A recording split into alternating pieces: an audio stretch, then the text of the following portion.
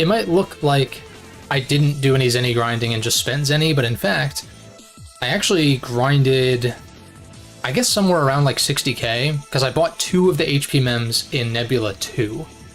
So the only one remaining to purchase is the 50k one there, and then there's the 2 that are in the later Nebula areas as Blue Mystery datas. I also unlocked any of the gates that I could. So technically, Glasses Kun has returned. That's right. I didn't feel like throwing my contacts in, so we're also rocking a little bit of scruff. Normally I would have shaved beforehand, but yeah. Basically, yeah, just 3 HP mems left. Since I have that minus 200 HP buff, which I've said like a million times. I think I need 210 bug frags total. I want to say, to like buy everything. There's a Giga Chip for 100, and then there's something for like 60 and 50 or something to that effect. I'm gonna worry about that later. Today's plan is to do as many program advances as possible. Today was okay, not the most productive ever, but the voiceover for my next video is done. Well, I'll probably make some changes and maybe some additions, maybe remove some lines, but like I went through it, I combed through all of it, so I'm in a good spot. I still have like another week or so before that will need to be out, basically. So a good spot to be in. Need to get a little bit more of a head start on some other projects, though, not just for YouTube, but for like IRL stuff too. But yeah, let me see. So I think I have Collect. I do have Collect installed, which is going to be good for this. So I did some chip trading. I did some, as I was going through and like Zenny grinding, I was able to pick up some chips for some PAs. Did I mark Cactball 3L off? I did, okay. So I think all of these, everything that I have is marked on this. I accidentally traded away 2 chips, but it's not like in BN4 where they're trade only or lottery only or whatever. They're just Sparkshake 1 and Sparkshake 2. There was a single one of each of those that I accidentally traded away like a dummy. And so I think I closed all the portals. And so what I want to do is I want to start with all of the level 1 program advances. I'm just going to go in order of the level 1 ones. Also, there's a typo in this. In which case, Vulcan 1 is going to be our first program advance. I already have Vulcan 2, or sorry, Vulcan 1. We don't have any of them somehow. Is that right?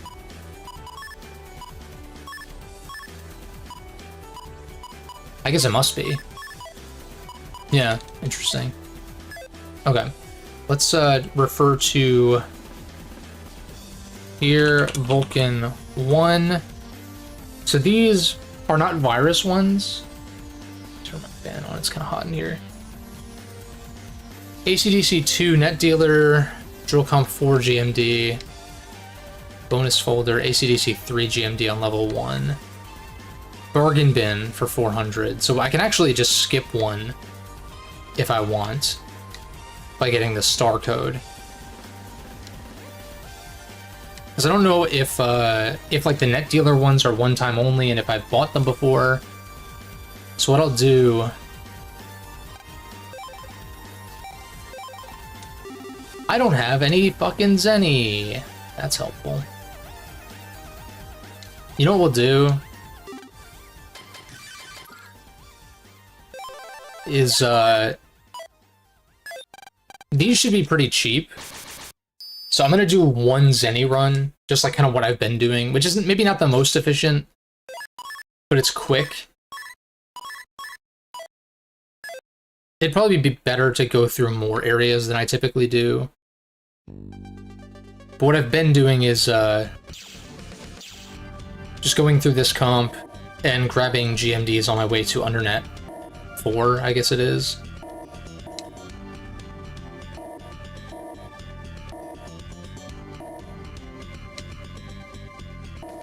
Although I don't know, there's like one spawn point that I'm not super aware of for whatever reason, and sometimes I don't get any Zenny. So I might have to do this a few times. But I only need, it looks like 900 Zenny at most. Which would mean like 1 Zenny drop from GMDs. Cool. Yeah, everything else I want to avoid having to buy stuff. Some of it's unavoidable, I guess, in this case. Also, apparently the Vulcan 2 PA is in a extra folder. It's in the X folder. Vulcan 1 doesn't have that luxury, though. So I'm gonna grab the bargain bin one. I think you can only do that for 1, which is kind of a shame. Otherwise, it wouldn't make sense. You would just run 3 stars and then just get the PA, which I don't think that's how that works. ACDC 2 net dealer. Main comp 1 GMD. You start with a Vulcan 1D, it's just I would have long since traded that away.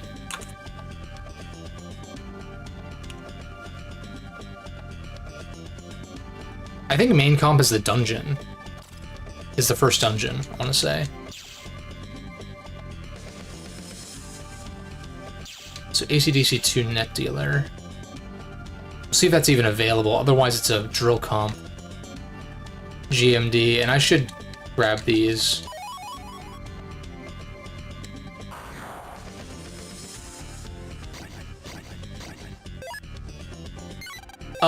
Wait, did I not?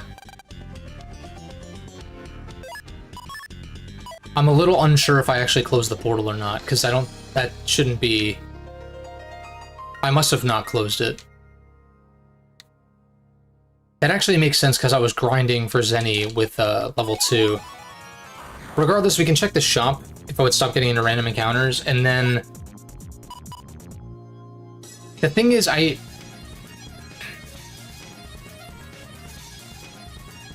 if we're on level 2, I could do other stuff. I'd rather just close it and then do what I actually planned on doing. Because then ideally, once I close the level 1, or once I reopen level 2, I just leave that open forever. That's kind of what I had in mind, but I sort of screwed it up. I was just thinking I do need a high cannon of a specific code, but I'm like, I'll just tackle that later. Alright, Vulcan 1C, you can indeed buy them over and over again. High Cannon E. Is that the one that I need? Oh, it is. 5 grand.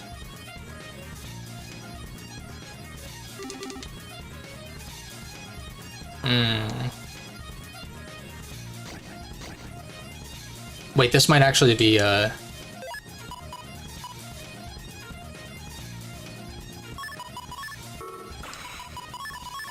need to be kind of careful here.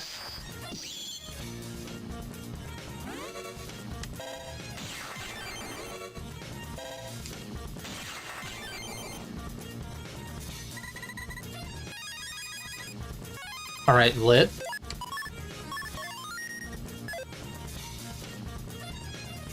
I figure I can just grind viruses. Although if this is Zenny... Okay, I didn't untrap.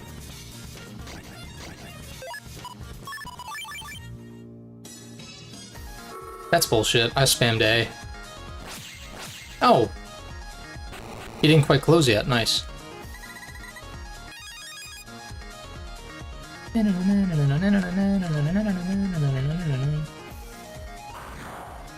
I do think I need Mark Can 2s for a PA.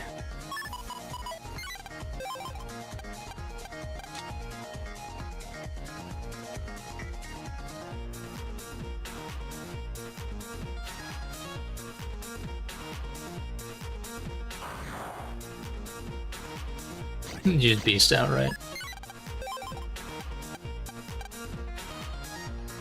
If I can just get 2 more B GMDs. I guess there's no guarantee that it'll be Zenny, but... Well, I guess if I get a good enough hand... Oh, the problem is I have Collect installed. That's actually a problem here if I'm trying to just get Zenny real quick.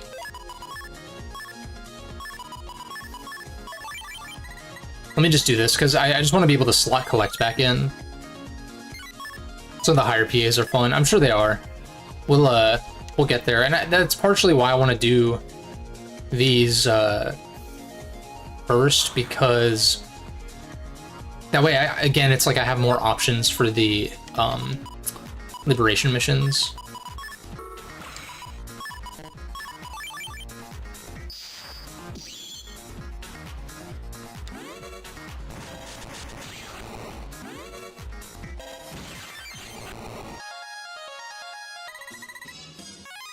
$250, single bug frag. Alright. And it's one of those things. Maybe I'll head towards another area to try to grab more GMDs or something. Just try to make this a little bit faster without, like, completely leaving.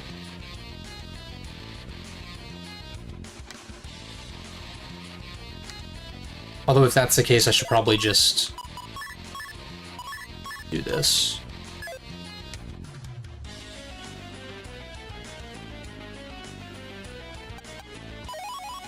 Okay, that's something.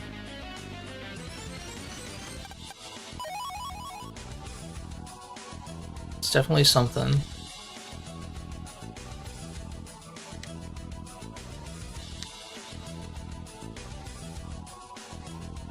Should probably be running on the lower path, because that's where a lot of the GMDs spawn.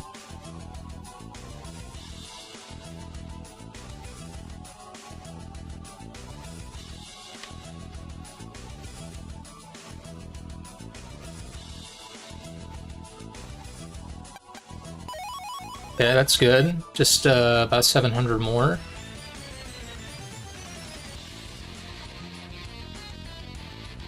And I guess more if I want to replenish my sub chips.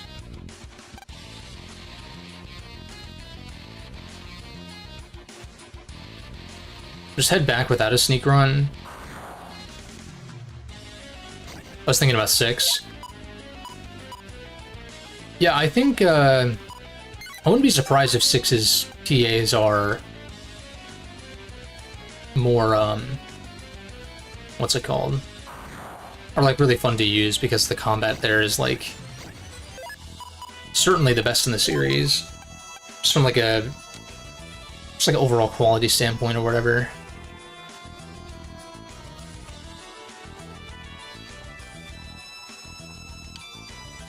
Ideally, I get some encounters with battle GMDs on my way back to the shop, so that way I have enough to just buy this high cannon and do the first PA on this list.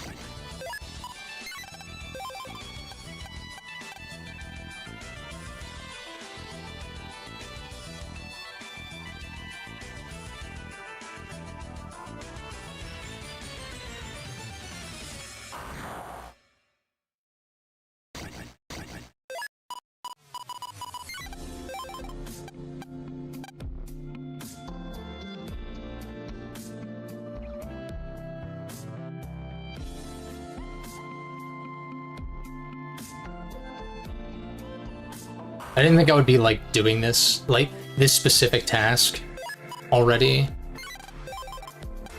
I thought I was going to avoid a lot of Zenny grinding, and then I remembered some of these chips can't get dropped by enemies. But as soon as I get the remaining 680 Zenny that I need, these hands are... Well, this is actually decent.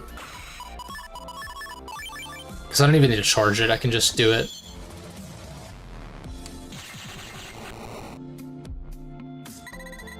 The problem is I'm getting chip drops, because of course I am. When I don't want chip drops, I'm getting chip drops. Even with collect uninstalled. These hands are shit. Maybe I don't think I have any lock enemies. I was gonna say maybe I should have done that with the battle GMD guys.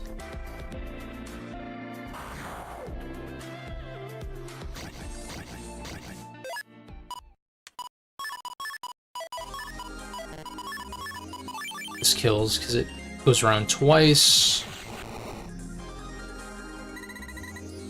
There's some Zenny.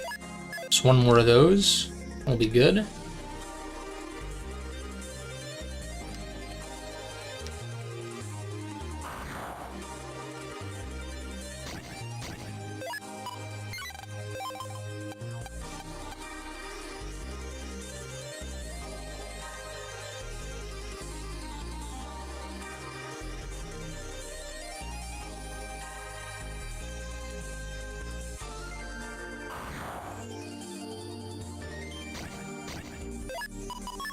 Finally, a hand that actually kills. Oh my god. Just give me Zenny, please. Of course not. Of course not.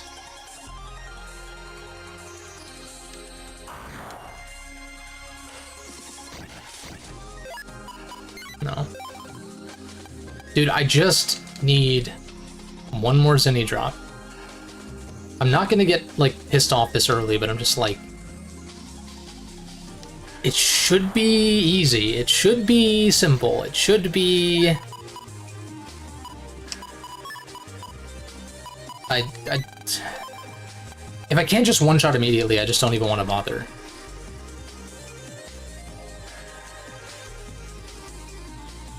Come on. There we go.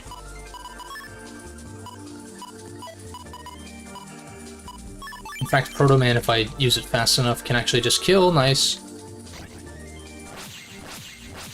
Now just give me the 50-50 on Zenny. There we go. Nice. Finally. High Cannon E. Bingo.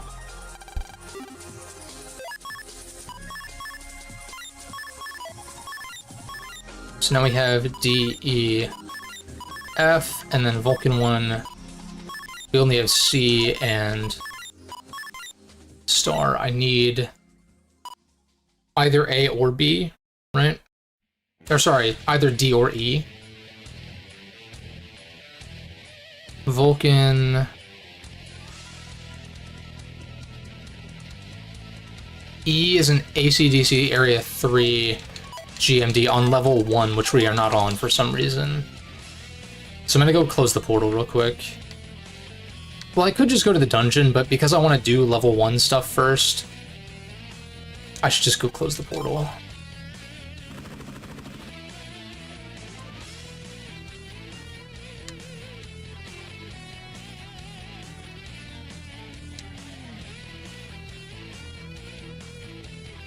I think I left it open. I was having better luck with getting Zenny off of Undernet GMDs on level 2. I don't know if that's placebo or if that's like actually what the drop tables look like.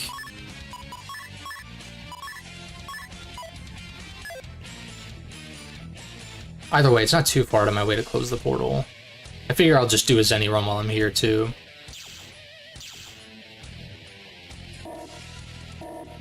Just take a bit of a detour. And the sneak run will wear off by the time I'm done with this, but... Be close enough, yeah. Alright, back on level 1.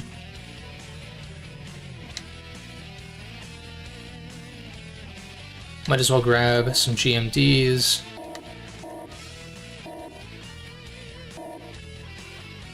Alright, so it's over here.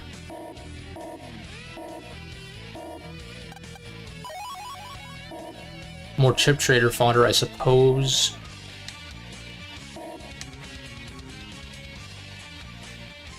Again, I feel like Nebula area is just better to do this in, but really it's fighting battle GMDs.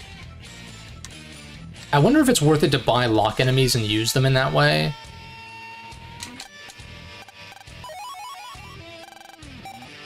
You probably... I think the battle GMDs were giving like 3 grand, so you would need to do at least 4 of those to make a profit off of 1 lock enemy. I don't know. That kind of relies somewhat on RNG, because you're not guaranteed to get the same encounter over and over again with lock enemy. So, yeah, I don't know.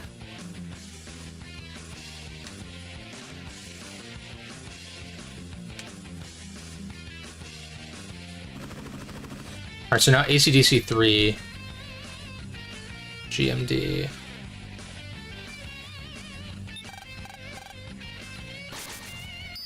I could go to main comp 1, I suppose. That might be faster. I don't know.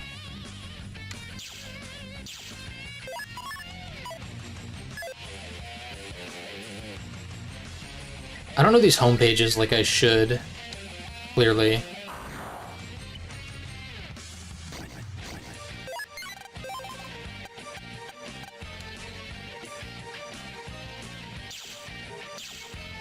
Yeah.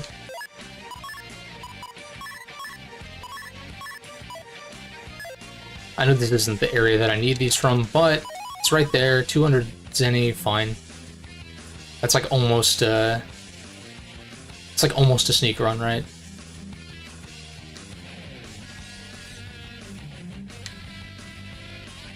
I wonder what's more tedious, though. Would it be better to go to main comp? Maybe.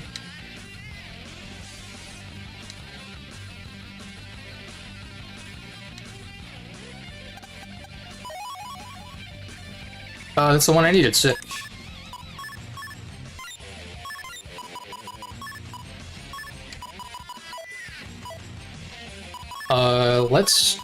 Let's use these real quick. Just to check them off the list.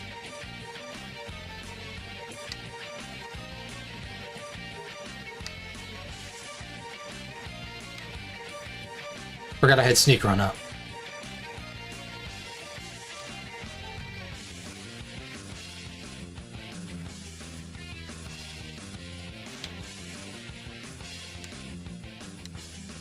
Oh, grab this one.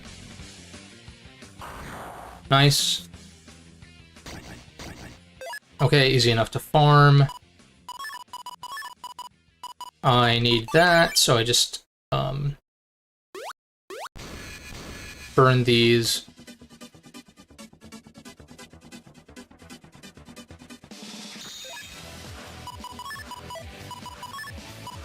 What in the fuck? I did get new rechargeable batteries, because apparently the ones I had bought are like 2 years old. That wouldn't normally be an issue, but I actually bought, like... It's weird. The, was it Panasonic Eneloop batteries? Apparently the Pros... Maybe they're more powerful, but they last for fewer cycles or something weird. So, I don't know why I bought them to begin with. I don't think I did a ton of research back then. But apparently the regular Eneloops last for, like, way longer. I think it was a difference of, like, maybe, like, 500 charges versus, like, several thousand, or something to that effect.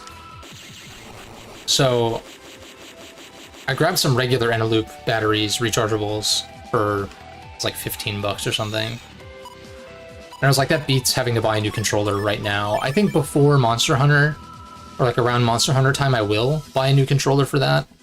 Because that's, you know, very action-heavy, and it'd be nice to have a new gamepad to play on for that, because it's been a while. I'm like due for a new controller anyway. The whole reason I use rechargeable batteries is because the charging port is kind of screwed up on this.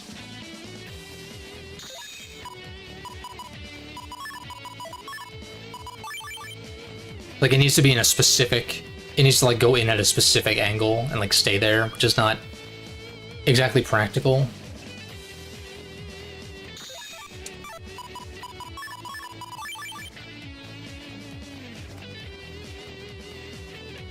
It could also be the cable, but I've tried it on my, like, other controller that's older, and it seems like it works fine. It's just that controller's not practical because the sticks are, like, way worn down.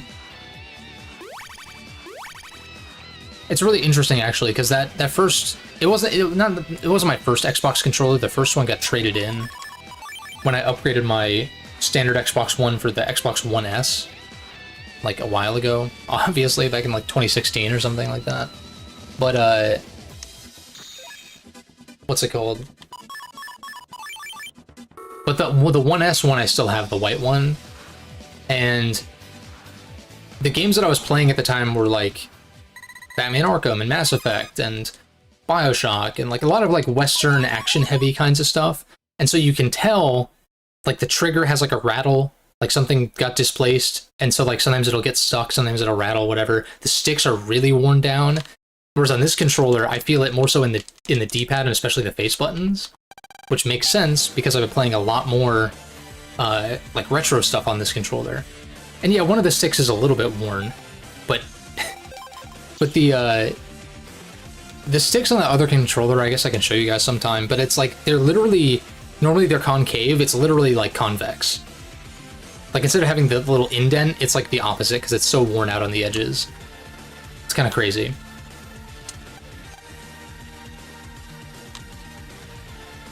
But it's interesting to see like how the controllers wear out in different ways depending on what kind of games you're playing. Go over here. Anyway, we can check off Giga Cannon 2 and Infinite Vulcan 1. Delete. Then we're gonna skip Vulcan 2 and 3 because Portal stuff with GMDs, I would assume. Fire Hit 1, we need O and P. Fire Hit 1, O and P. Right, P is the chip order one, but I'm trying to avoid doing that if I can. Champy EX is, I think, the enemy that we want here, because they have odds of dropping both codes at different ranks. Dumpling Comp. So one of them is a 7 to 10, one of them is a 9 to S.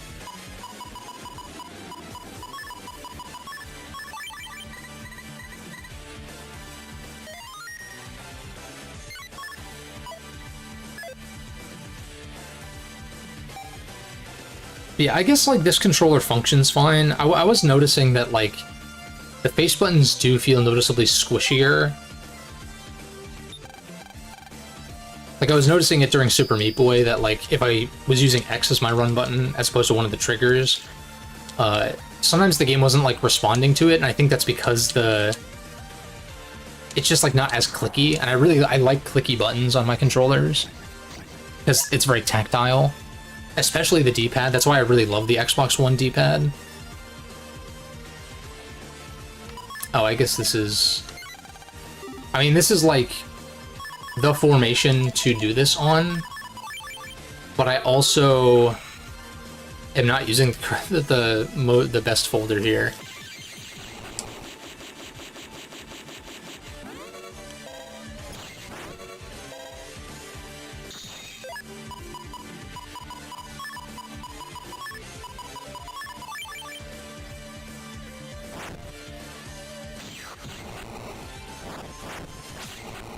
Maybe our 7 to 10 drop though.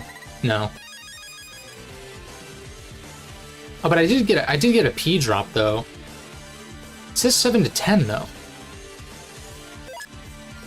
Weird.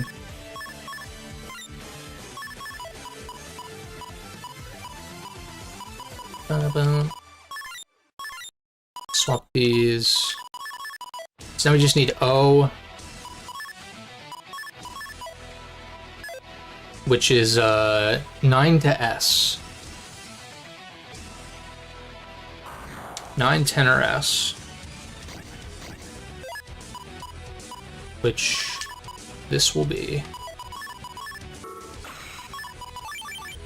Just a matter of if the S rank on this formation is... Whether or not this formation is... Wait, it's not going to be an S rank, but it'll be probably a 9. Or 7. Okay. I should have done my math a little bit more meticulously. I just kind of threw that out there. I was like, it'll kill. Nope. It will not. This hand sucks. What is going on here? These enemies seem pretty common though, so I'm not too worried about how long this might take.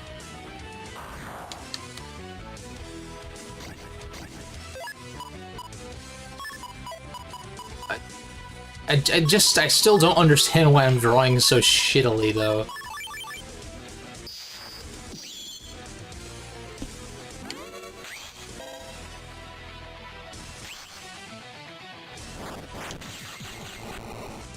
Okay. And a 7, because it was too fucking slow, because I drew dog shit. Where are my mega chips? Like, where is, like, literally anything decent? That's something. Let's kill. 60 each. No, it barely doesn't kill. So maybe actually doing this is better.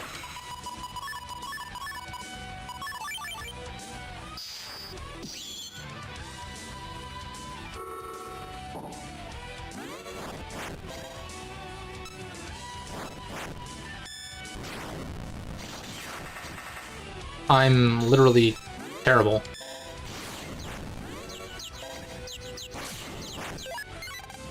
Fuck this garbage. Can I just draw, like, not actual garbage?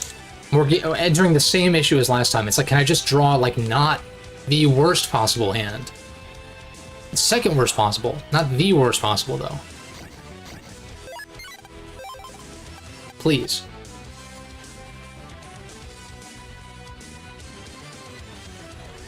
It's very concerning. Part of it is because I don't have Custom 2 installed because there's no room. I guess if I fast gauge...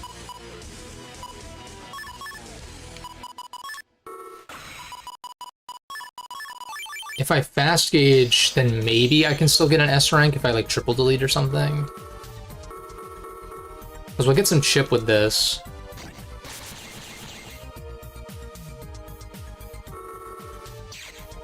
Oh, wait a second. If I throw one in the middle... Or right here, actually... Nice. There it is. Now to actually use it...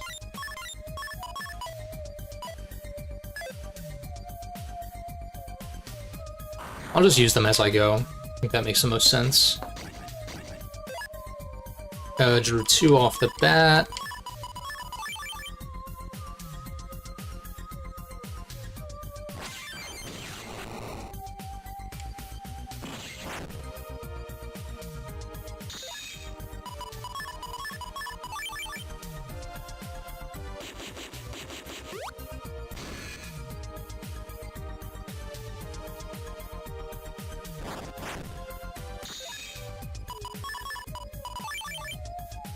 Oh, I should have number sold. For higher odds of just drawing it the next turn.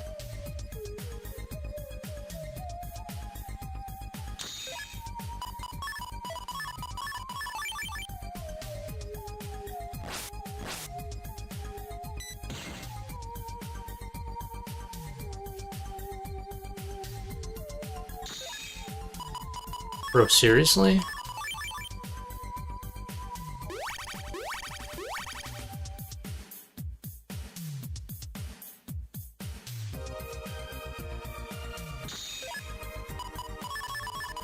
There it is.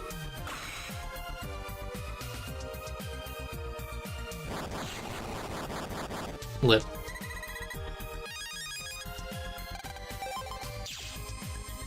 That one's done. Boxer 1. Check. Fire 2, Fire 3. Wide shot. Wide shot L and N. Wide shot 1 L and N. Wide shot. X folder. I think we just take that route. Just grab that extra folder. BN5. Extra folders.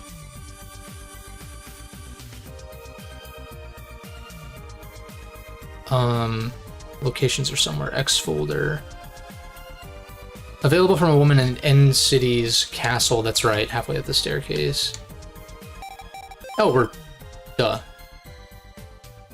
So just grab that and use that folder for Super Spreader. Which is really convenient.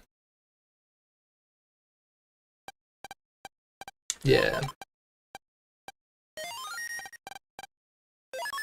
Cool. Equip that. Also, this had the high cannon one already. Why did I not catch that? It also has Vulcan 2, which I need to do as well. It has Cactball 1 as well. What in the fuck am I doing? Wait a second. Yeah, I guess high cannon it says here. I guess I didn't look at Vulcan 2 because I was like, I will skip over it. Yeah, fuck it. We'll do Vulcan 2, Wide Shot 1, and Cactball 1. Sounds good to me. It's 3 more knocked out just from this one extra folder. Seems pretty lit.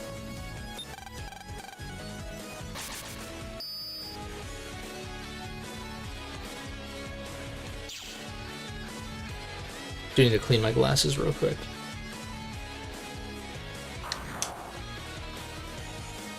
Yeah.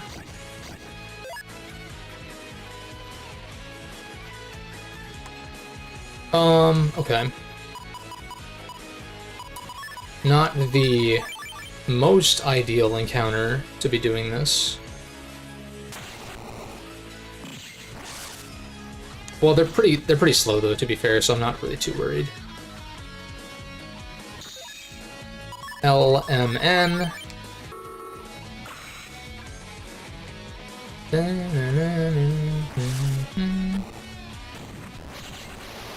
Alright, that's fine. It's really better to do this with static enemies. So maybe I go back to Dumpling Comp, but whatever. Yeah, see, this is like perfect. I have to kill one of them, but it's not a big deal.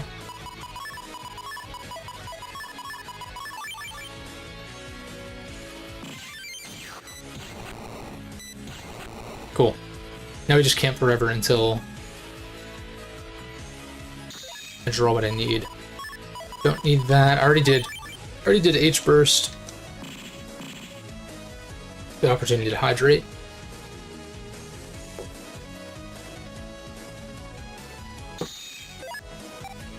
Oops.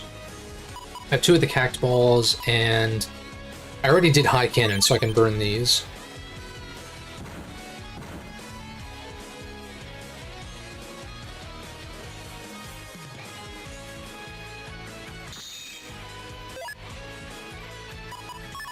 We're looking for, yeah, Vulcan 2.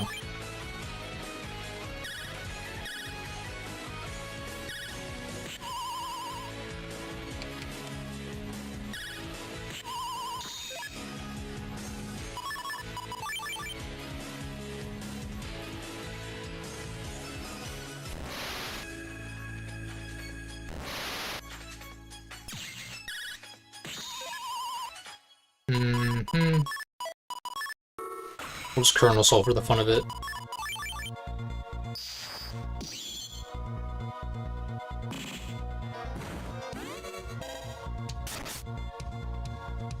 God, Kernel Soul looks so sick.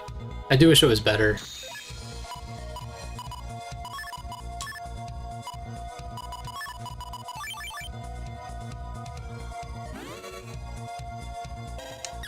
Like, the charge time is like... There's so many things wrong with Arm Change. It makes me wish that there was more of a modding scene, or like a ROM hacking scene for Battle Network, because like imagine the equivalent of like a Drayano hack for Battle Network, right? Where it's like polish some things up, you know, adjust the difficulty balancing and stuff like that. Like, just kind of like a Vanilla Plus kind of ROM hack, right? Not anything crazy, but it's like, okay, reduce the charge time on Arm Change and make it so it lasts multiple turns, or like, even if it ends up being kind of busted, it's like these would be more so geared towards the single player experience than PvP. And even then, it'd be like kind of cool to see a PvP meta with some of this broken shit. Well, broken shit by the community, not like the actual broken shit that's in some of these games to begin with. So what did we just do? We just did Super Spreader 1. We just did Cactdance 1. And Infinite Vulcan 2. Nice. It's a 3, that's a 2, a 3, 2 and a 3. Spark Shake. This might be one of the last single ones. I need all 3 because I stupidly traded one of them away. It actually is one of the last rank 1 ones. Not the last, but there's not much left before we open the second portal. Spark Shake, GHI, Shaky EX, regular Shaky, okay. So I need to find both old comp. I've seen old comp come up a lot, and I just, like, for some reason can't seem to remember. Hey, that's right, Higsby's base. I don't know why I can't seem to retain that. Shaky EX is Experiment Server comp, which Experiment Server. Nebula Control. Okay, so that's the one, like, right before the final boss. That's probably my best bet because all the other encounter percentages are a lot lower. But first we're gonna go to old comp. I can get 2. But one of them is Shaky EX exclusive. Like I code is regular Shaky, G code is Shaky EX. I don't know why I went here. H code can be either, depending on your rank. This is kind of unavoidable, which is a little annoying, especially because I had H code already. But I guess if that's the one that is achievable from either, then I would have still had to grind for both of these guys anyway. So whatever.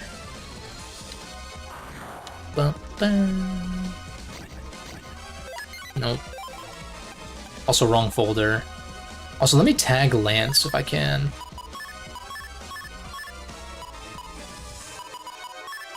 Yeah. I don't know if these guys spawn in the back row in these formations. There's probably at least one. But just in case. Okay, yeah, one of them does. That's plenty of time to do this. And this will be, it's not gonna be an S rank, but it might be like a 9, in which case there's odds. So I got I, so that's the exclusive one. Now 9 to S, there's odds of getting H. Or if I go to the other virus, it's 7 to 10 there. So I wonder...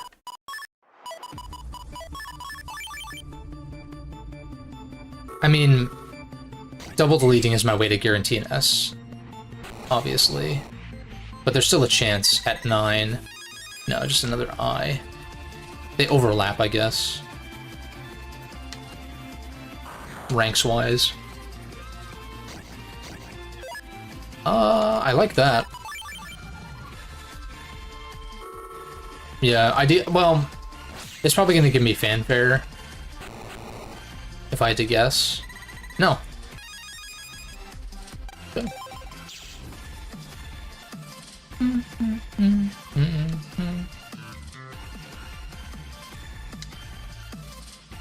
We go to here. Go all the way to the Experiment Server comp. It would be convenient if this was my last rank 1-1. If I had organized this by location of virus, then maybe I would have saved this one for last, so that way I could just open the portal immediately, but no, we need... I still need like another Katana 1S, and I think I need at least 1 or 2 others.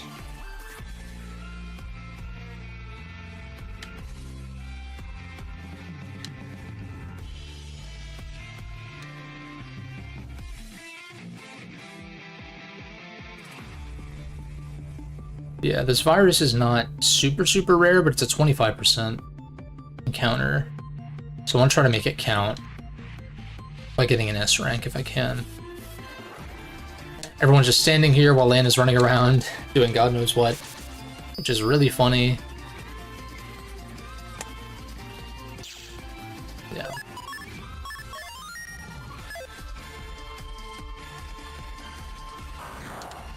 Looking for Shaky EX, not you.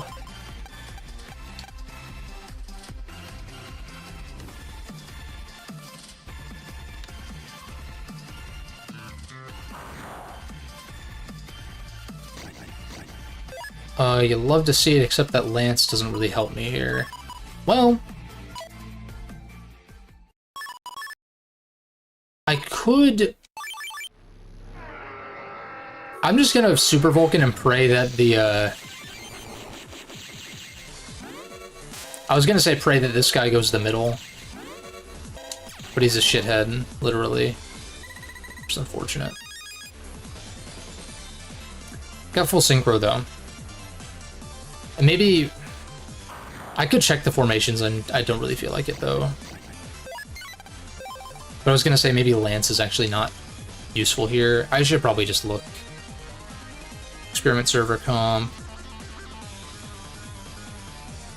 Do they ever spawn in the back row? Yes, they do. Yes, they do. They do, but if I want to double delete, then...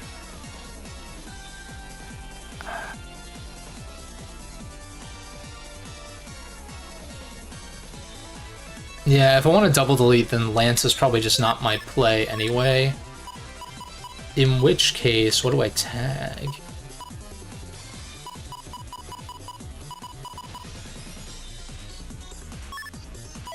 Maybe air hockey? Because there is a formation where it's like back middle and front middle.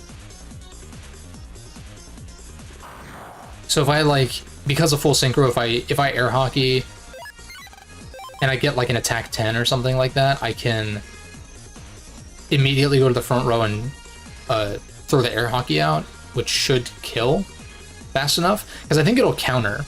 If they start moving, it'll counter them, locking in the second hit. Yeah, like this formation. Exactly. That's fucking bullshit and you know it. Clap your hands. If it's bullshit and you know it, clap your hands. If it's bullshit and you know it, clap your hands. If it's bullshit and you know it and you really want to show it. If it's bullshit and you know it, clap your hands. I don't know the last time I ever thought about that song.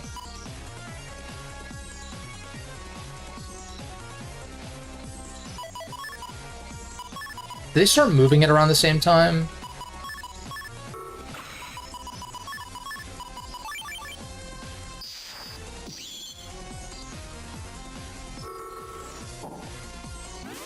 Yeah, they do move at the exact same time, in fact. That's fucking bullshit.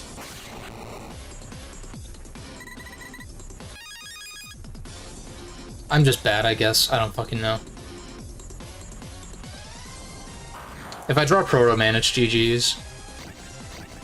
But it needs to be that formation. That formation is a guaranteed S rank drop for the code I need. If it's with any other virus, it depends on what the S rank drop would be for that.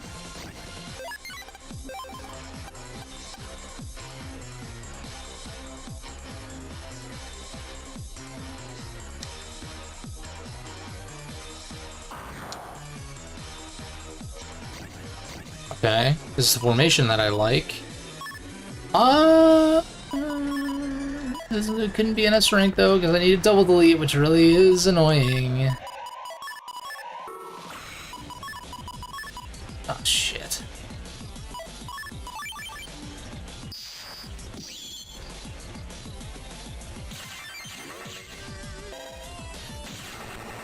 You fucking ass. This is such garbage, like, actually.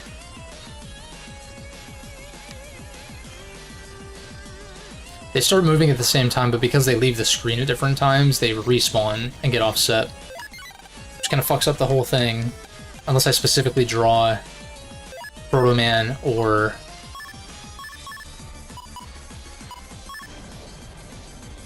I mean, if I draw this... No... That would have to be like Chip, and then I do it the next round, unless I draw both Shadow Men. So maybe tagging regular Shadow Men's fine. Because I really don't want it to go past one turn. Or one round, I guess you would say.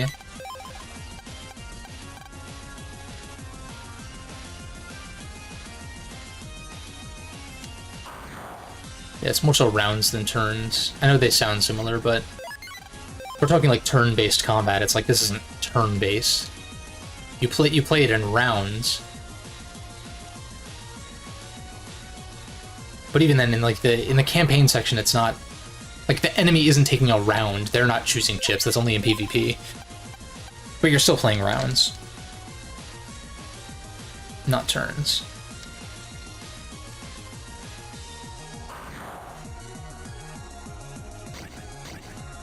Okay. So this is what, 70, 80, 90 each? So that would kill one of them, which is not really what I want. This fucking sucks.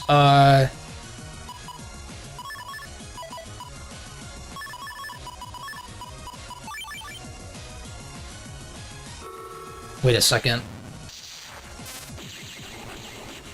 Fucking ass. Of course.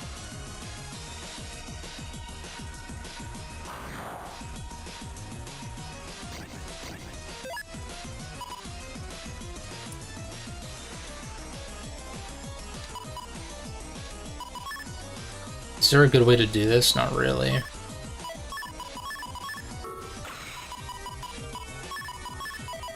I could chip. I could chip with Shadow Man.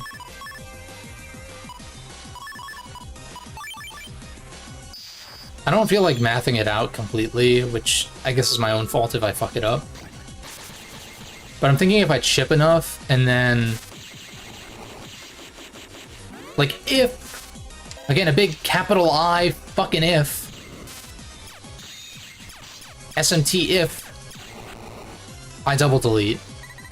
There's odds, but no.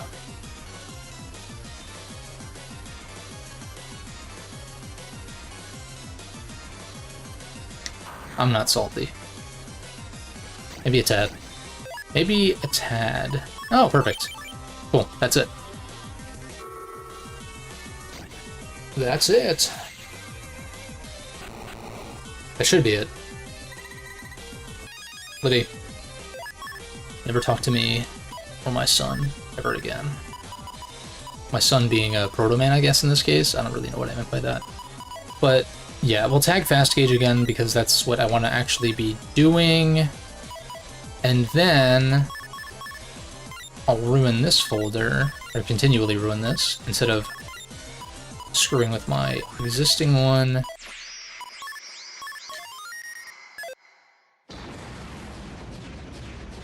I guess technically it's better to run 2 of one code to try to increase odds. I just drew 2 of them, though.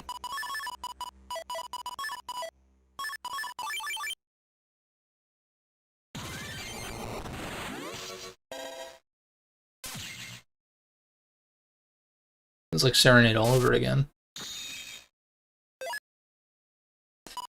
Never lucky.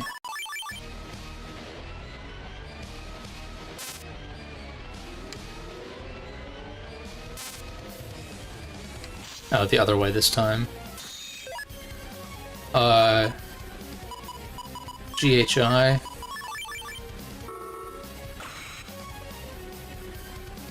Was that Shake Parabola?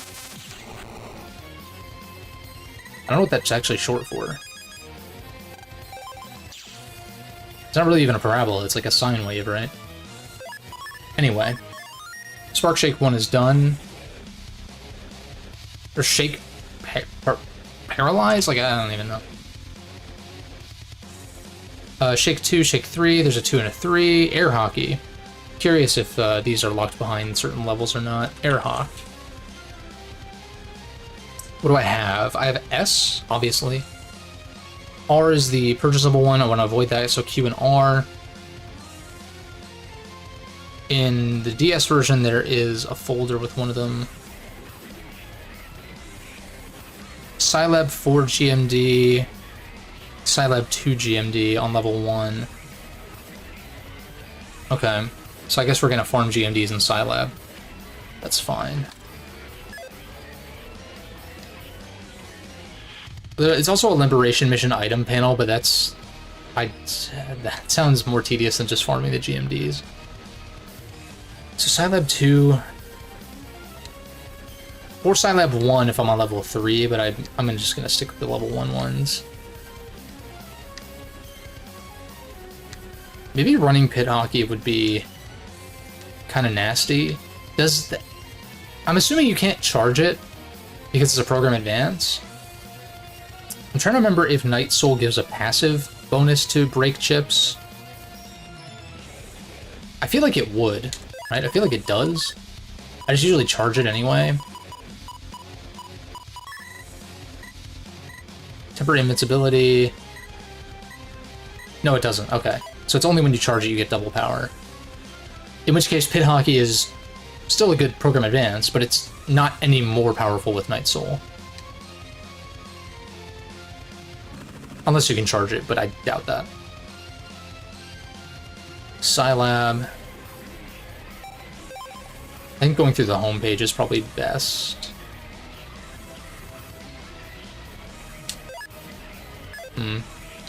Worst case, these GMDs give me Zenny, which allow me to buy more sub-chips. So I'm just gonna kind of bank on that.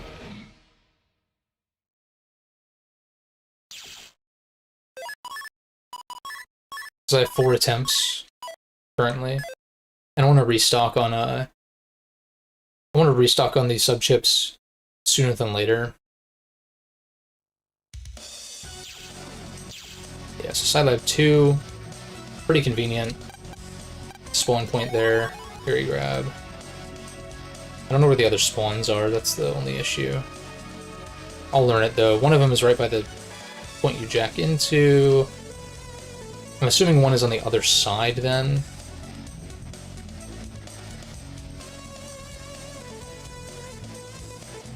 Yeah. And I'll return, okay. No luck on that. But I will check Scilab 4. Because I don't want to spend the 10k if I can help it.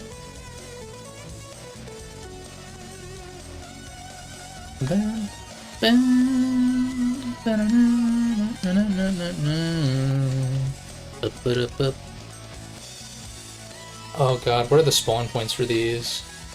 That's more the issue. Like, I know how to get around here, but I'm like... I think one's over here, maybe?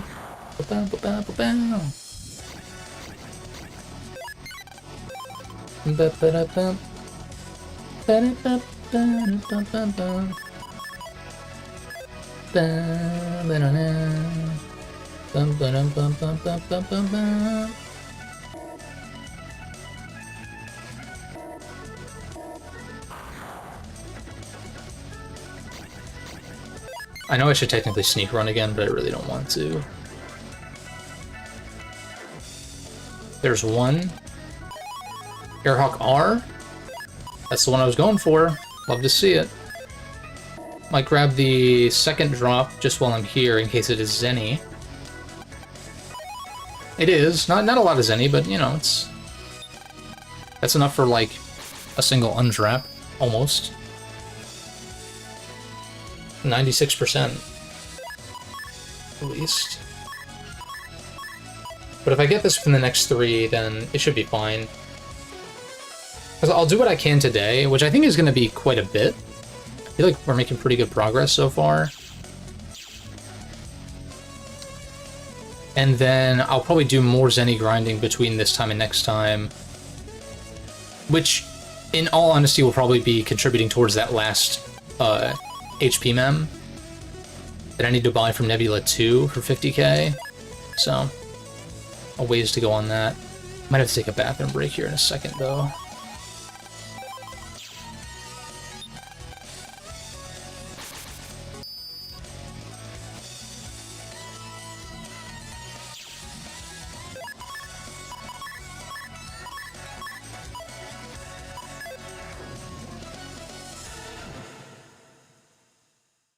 I love the, I haven't said it in a while, I love the remastered, arranged soundtracks for the Zero games. It's so fucking good. I really wish, I know you can mod them in, and that's what I did do, and will continue to do, but, I do wish it was a toggle, like an option. Even if it was DLC or something, like, I'd pay an extra $10 to be able to, like, just plug in those tracks. Because they did the Reploid remixes, which you can toggle on or off for specific tracks. So, like, there's no reason... They clearly had the wherewithal, like, they clearly had a method to doing that. And, like, include the Mythos versions, too, as options. It's like, come on, it's a no-brainer. But then again, I'm playing collections that have a main menu costume feature that only have one costume per volume, which were pre-order bonuses, otherwise the feature just doesn't exist. Which is like... You'd think... Oh, there it is. You'd think the plan would have been, and maybe it was, to charge for more costumes, which I know, DLC, microtransactions, whatever, but it's like a small cosmetic thing. It seems like weird that there's only those pre-order bonuses. It's like really random. So we just got Pit Hockey, which means... I don't know if I have another S. I'll probably just have to pull one from... I don't know, this will probably be... You know what I should do? I'm just going to use my regular folder and sub in the Q and R for some of these S's temporarily. Yeah, because I don't have a spare S in that way. So we'll go ahead and use this. That'll be one more off the list. I think this ring light's a little bit too bright. Also, I have Sneak Run on, so.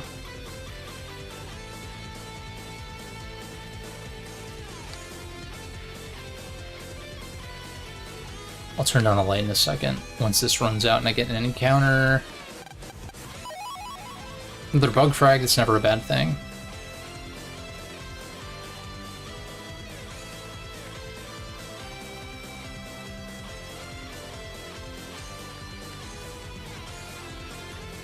Any second now, there it is.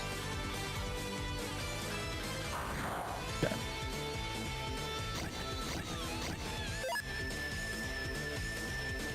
It's a little bit better. Kill this one.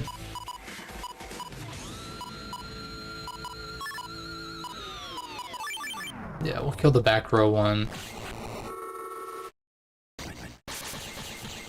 Yeah, Shadow Man really never goes for the kill. It's crazy.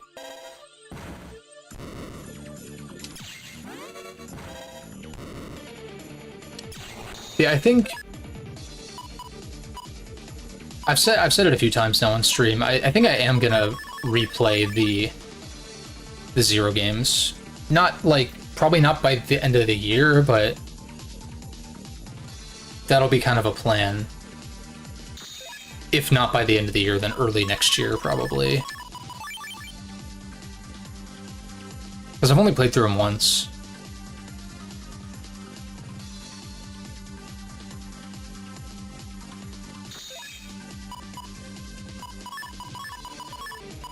I guess Fast Gauge would be worth using. Just to speed this up. Not that I need it for like a rank or anything.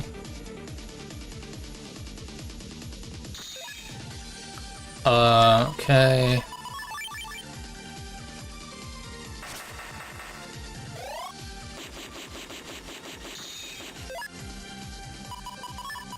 QRS.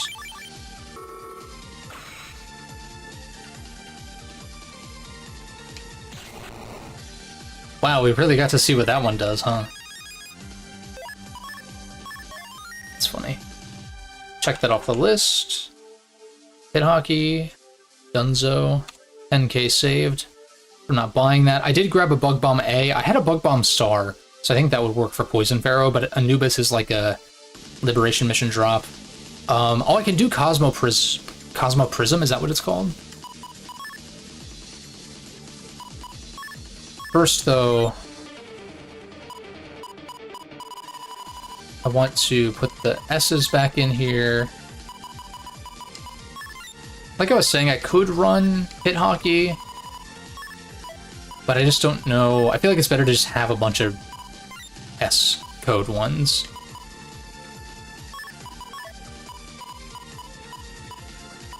Yeah, Cosmo Man. Yeah, and I got the 2 Asteroid Seas. That's when I was farming for Zenny. I just kind of stumbled across those.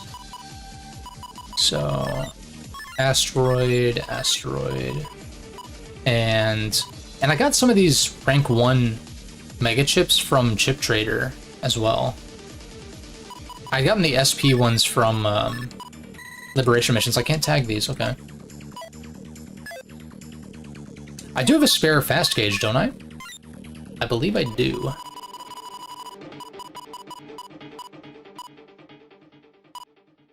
I do. It's very convenient because I can tag that when there's nothing better to tag. Like in an instance like this, when I can't tag the Program Advanced parts. And this way it speeds up the process of drawing them. Okay, so we'll use the fast gauge, and then...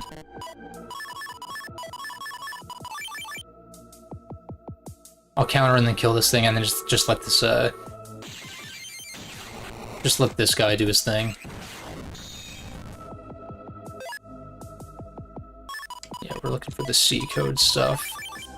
I probably should put a bunch of star code things in here, so I can filter through the folder a lot faster. Maybe I'll do that next.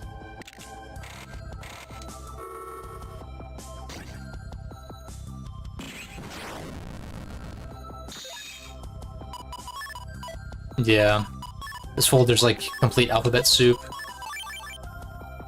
But it doesn't really matter. Not really on a time crunch or anything. I think the last thing I need, though, with the level 1 gate, or with all the gates closed, is another Katana 1S. I think that's it.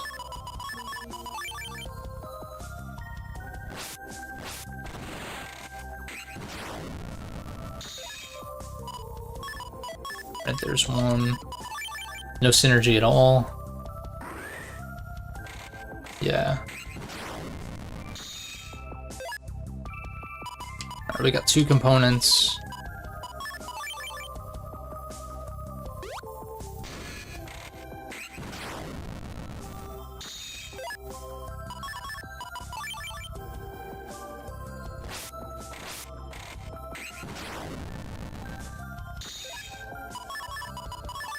There it is.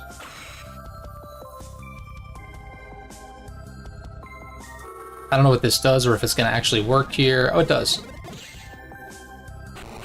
Nice.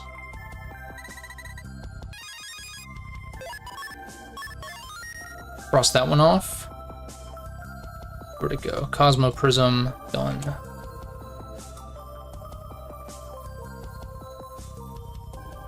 In which case, let me just run through here. 3, 2, 3, blah, blah, blah. 2s and 3s. Yeah, Katana 1S. And I already know where to go is Gargoyle Comp. Possible they show up somewhere else, but I think it's my best bet. I should look at what rank I need, though, once I get there. Yeah, I guess I'm out of sub-chips.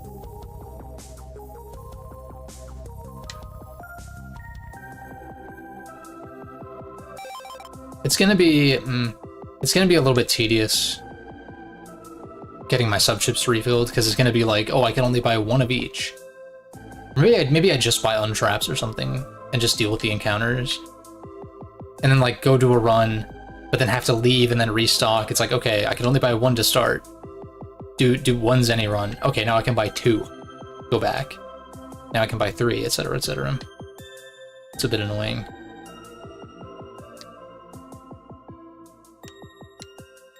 But then again, I think the Zenny drops are not... I don't think the Zenny drops spawn for GMDs from untraps, at least in that comp. So I could just tolerate the random encounters, because I think untraps in Undernet area give you chips more often than not. Okay, what rank do I need?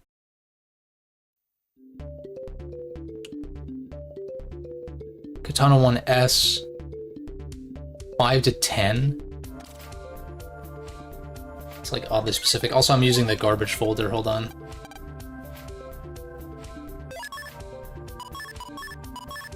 second of all.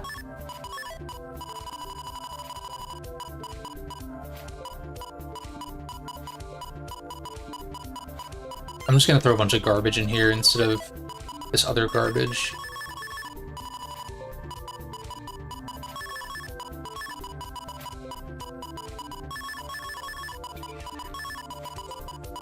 That's all fine, because it's at least the same code.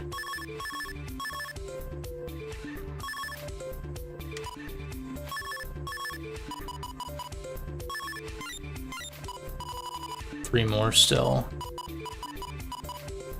I'm never gonna run 4 invises at a time. Already then max number of attack 10s in my other folder, I think.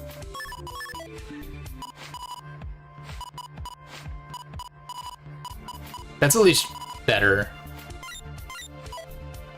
I don't want to put too much thought into it, it's just a fodder folder for program advancing. I need, what did I say, rank 5 to 10.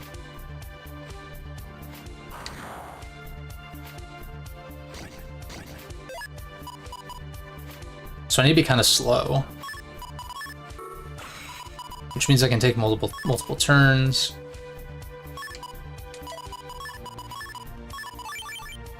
And that means I don't even need to get a double delete either. It's probably best if I don't, actually.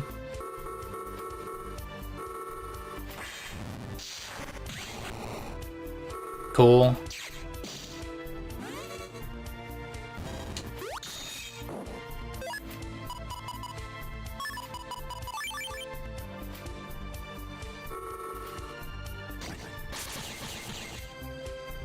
It should be in range, rank-wise.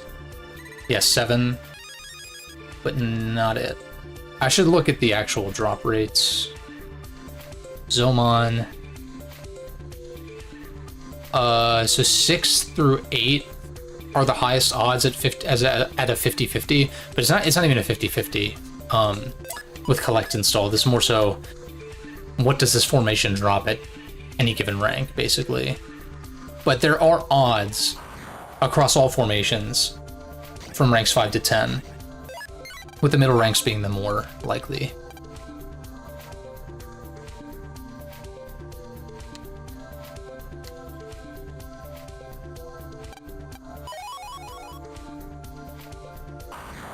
I could do some chip trader stuff too, if I want. This seems pretty good.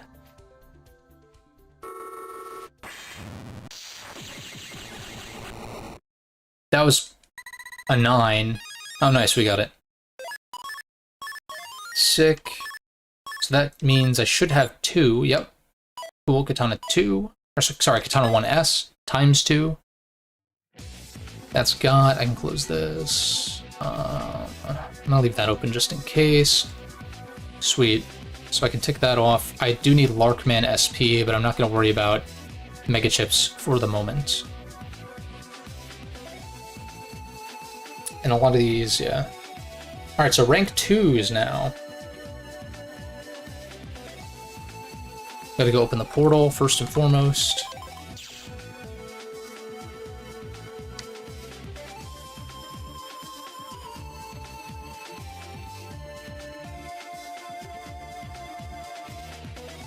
There's not even that many left, right? Yeah, I'm literally halfway.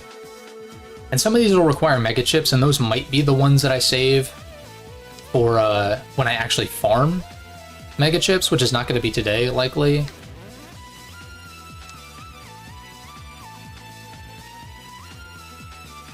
I'd want to buy the non-Navi ones anyway, as well.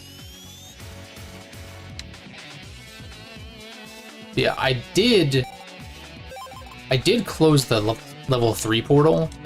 Because of course if you leave that open and then close the level 2 one, then you go back to level 1 because you gotta think about it as like the virus is escaping from the portal. But if you left the level 3 portal open and you open the level 2 after having it closed, you will just jump back to level 3. But considering I started today, this stream on level 2, that indicates to me that I did indeed close the last one. Because yeah, I'm thinking definitely get all the level 2 stuff done today. And even if I don't get all the level 3 stuff done, do that next time and then do the last liberation mission, which I can do right now. But I was just like, well, I've got to do stuff with the portals closed. Once it's time to do the last one, then we'll just leave the portal open once I open it.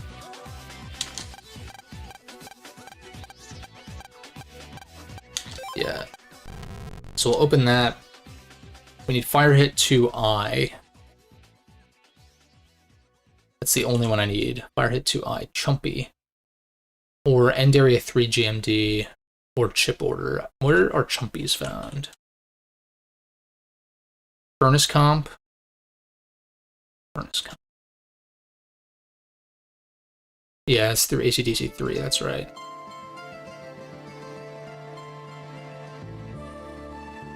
End Area 3 GMD sounds enticing, though. End Area 3. Yeah, because... I don't know, what's more tedious? Probably going to AC/DC 3 and going to... Well, no, it's not a GMD, never mind. So actually going to Furnace Comp is probably better.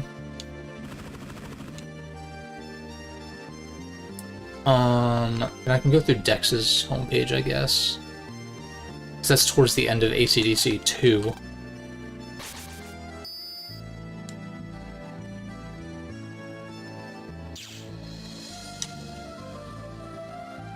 Just have to deal with random encounters on the way.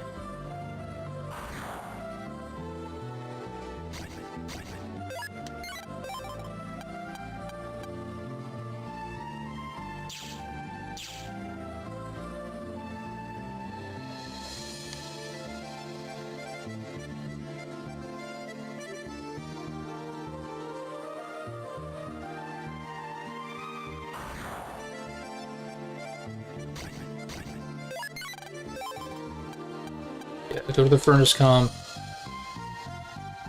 Get this. I don't think there's that many rank 2s that I need.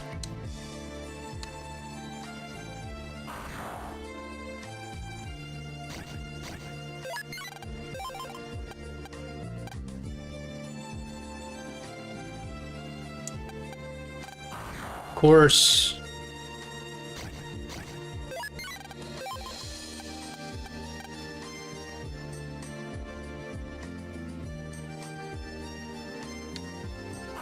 Dude, I really genuinely feel like the encounter rate in this game is higher than usual. I really do. I don't know how true that is, though.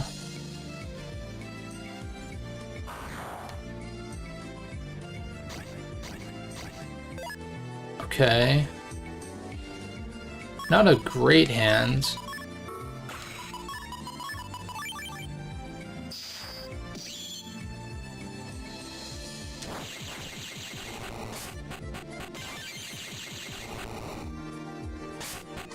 Rank 7 to 10. So it's fine that I'm going kinda slow here. This Goober kills, yeah.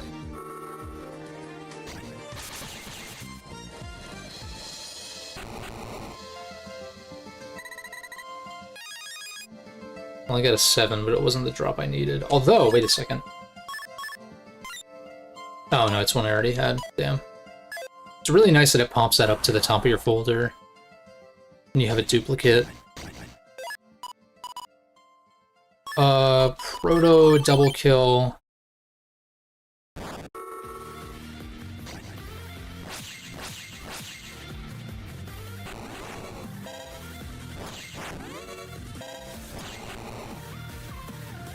It's a 9. Of course I get the drop I don't need, that's great.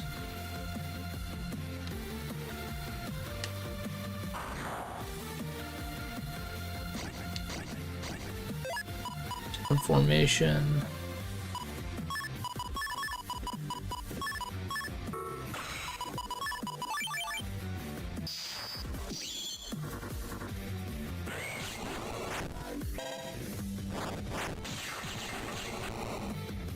It's like an 8.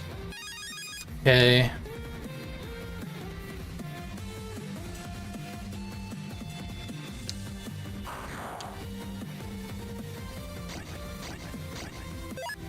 So what, I got a 9 last time and it wasn't what I wanted?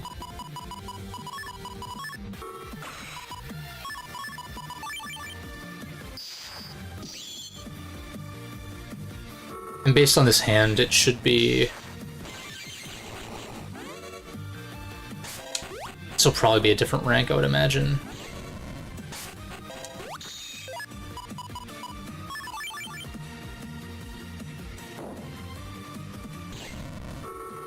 Yeah, we'll see. Ideally an 8, a 10. Alright, whatever.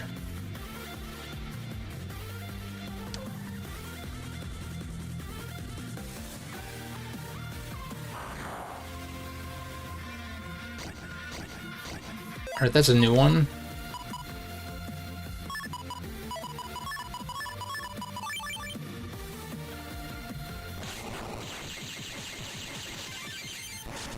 That's not exactly what I was going for, but,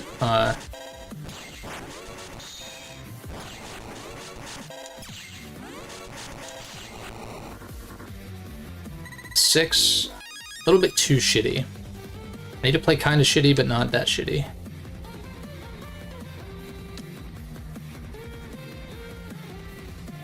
Just slightly shitty.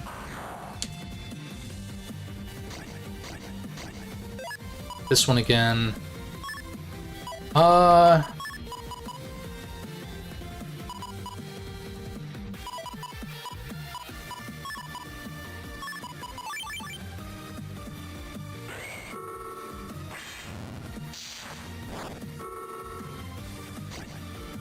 Wait, this will just be an S rank, which is what I actually don't want.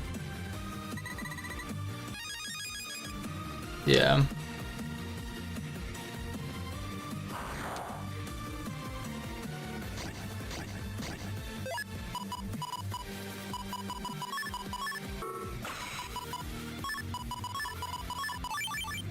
Yeah, so I don't want to actually triple delete.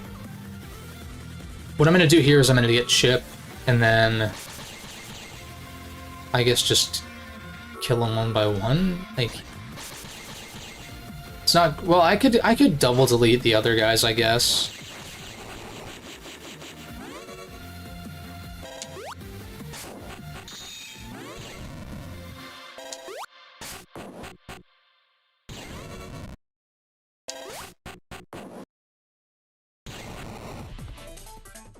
An 8?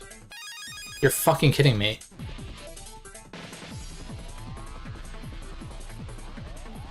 Am I looking at the right enemy? Yeah, I guess it's tricky. That formation has a Chumpy and a Chumpy EX. So that drop was from the EX specifically. It was too low to get a J from the regular Chumpy. Not that it matters, it's by formation, it's not really by virus. But still kind of annoying.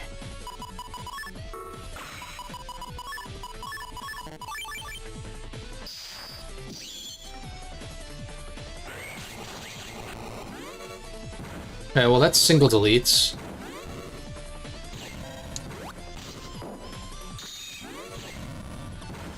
What?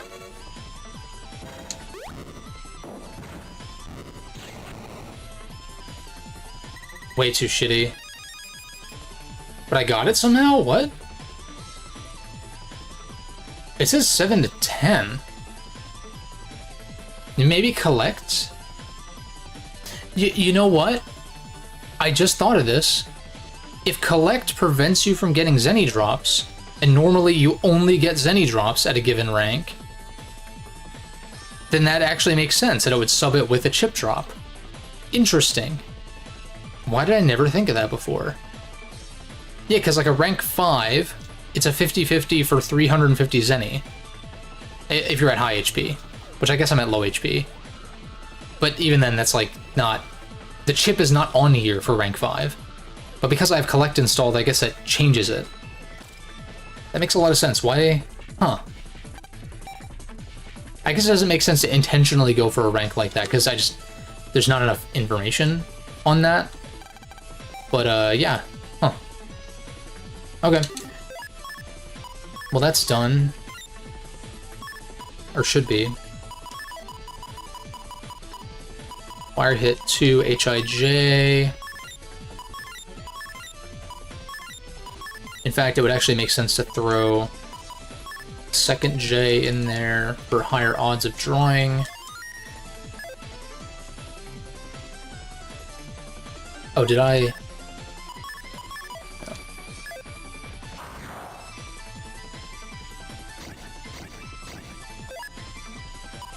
Look at that! Wow! Boxer 2.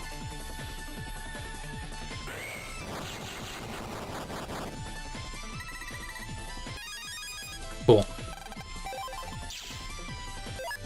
Another one done. Check that off the list. Boxer 2. Dunzo. Wide shot 2. A lot of these 3 ones I'm only missing 1, actually. Which is really nice. Yeah, there's really not much. Because some of these I'm not going to do today. Like Anubis. There's like, what, 1, 2, 3, 4, 5. There's like 5 that I won't fully complete today. But that's fine. Wide shot 2. E and G. Wide shot 2. Bark and Bark EX. Yeah, I need to do both. End area 5. Pipe comp. It's a little annoying. Do pipe comp first, I guess. I guess it doesn't really matter.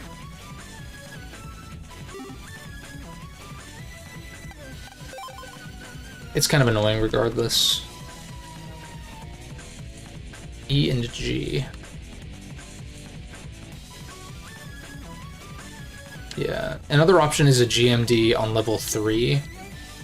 But I don't really want to open the level 3 portal right now, because that would... it'd just be like opening and closing for no reason. So this is the EX one, right? Yeah, EX, pipe comp. So 9 to S on this one.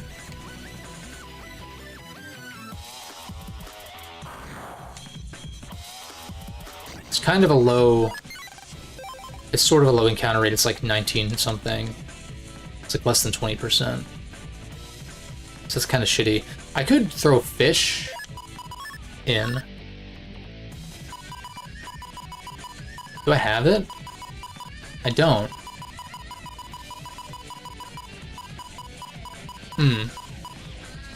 Okay, never mind.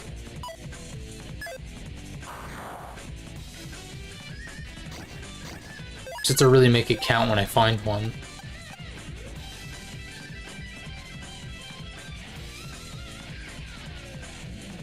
There's no alternative for this one. At least the G code is the level 3 GMD. No.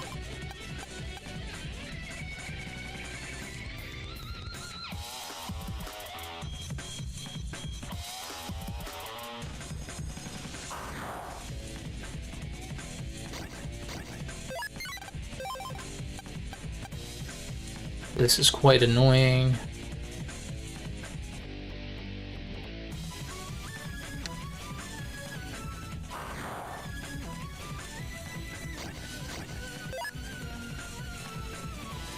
There's one. Sadly, kind of a shitty hand. So maybe I fast gauge it and just pray that I can still double delete after, maybe. Just try to chip them down, I guess.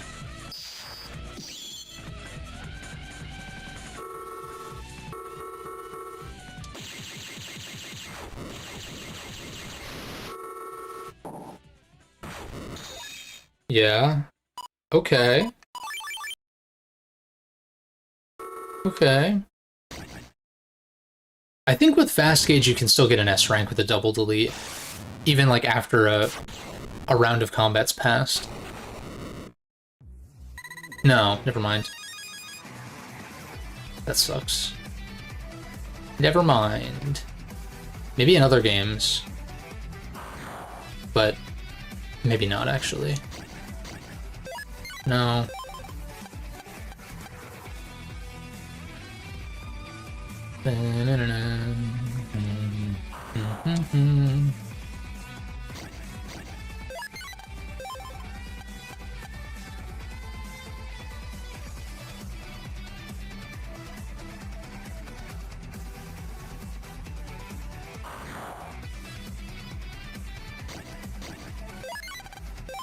They really cooked with these Z Chaser tracks.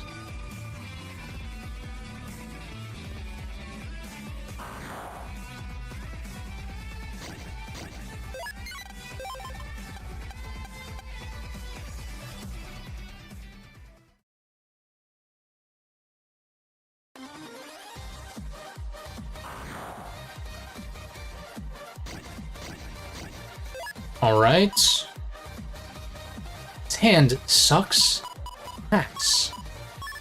What is actually going on? In fact, I want a Number Soul. Just in the off chance that Triple Delete does. If Triple Delete after one turn gives me an S, that'd be great.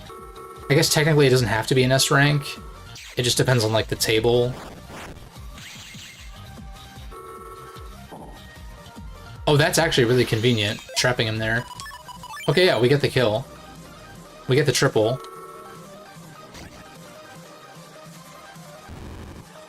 Once again, I don't think you can draw Giga Chips turn 1. Nice. Yes. You love to see it. And now, what was it, Enderia 5? Yeah, Enderia 5. Or Gargoyle Comp 1. What is more annoying to get to? Probably Gargoyle Comp. Enderia 5 I could actually get to from... Well, I'd have to go through under 1. I think I'd rather just...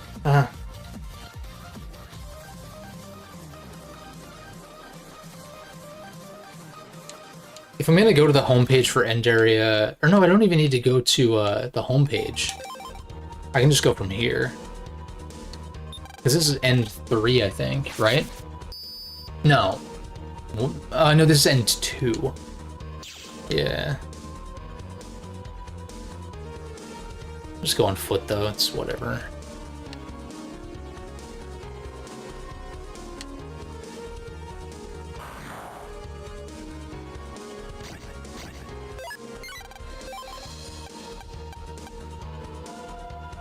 It'd probably be worth fighting these guys in case I get a Cacti Ball that I don't have. Or Cacti Ball 2, rather, but if I need one, I think I just need a specific one, so I'd rather just wait till it's time to farm, I think. Nah, I should just kill him if I see him.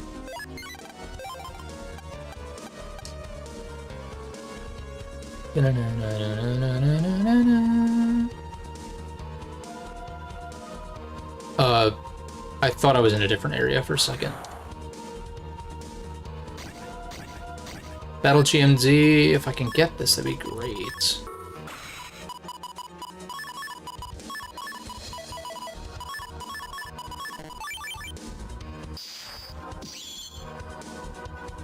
Try to beat the Metar over here to attack.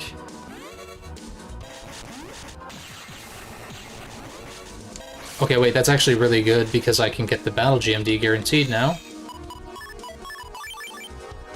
Lit.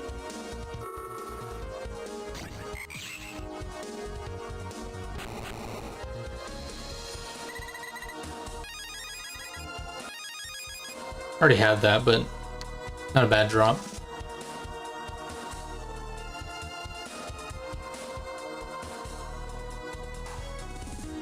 Let's write this one.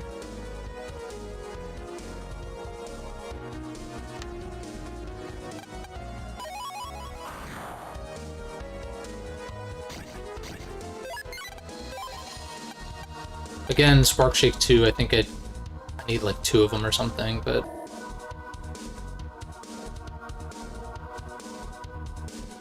First of all, there's probably another comp that's more convenient to farm in. And second of all...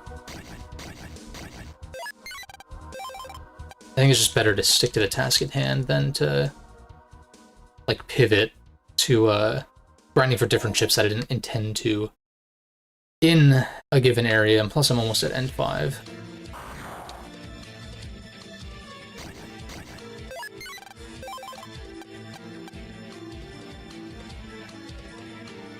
So we're looking for bark enemies, and I need a 7 to 10 rank.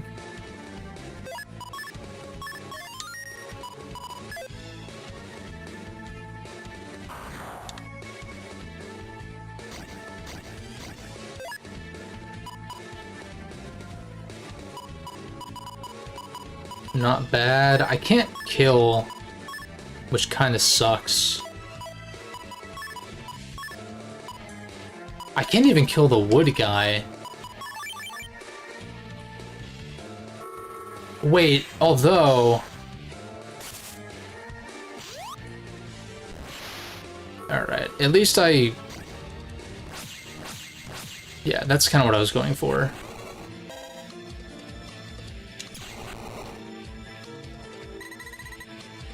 Blitz. First try.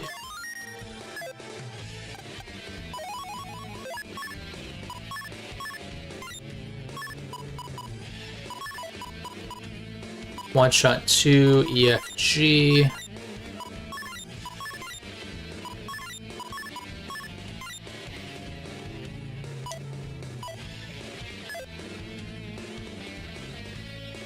Progress.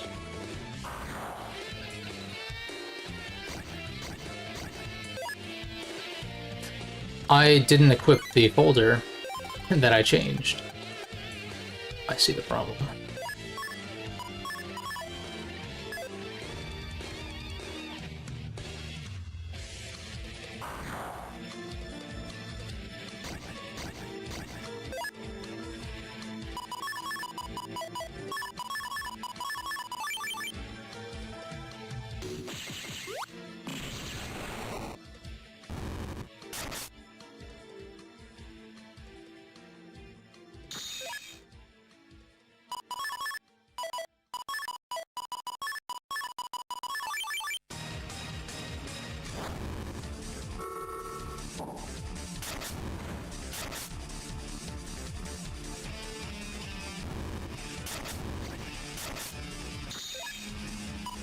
EFG, love to see it.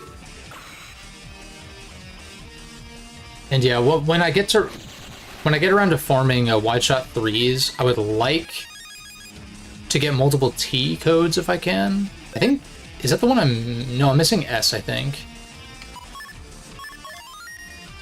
But I want to actually, I think, run those for Toad Soul. Because I like Toad Soul and I want to try to use it, even though Night Soul's been like really busted. So Super Spreader 2 is done. Delete that. Spark Shake 2, I need B and C. I traded one of them away like a dummy. B and C, Shaker EX, and then regular Shaker or Chip Order, yeah. It's annoying. Old comp, Experiment Server comp. That makes sense, it's the same as the last time.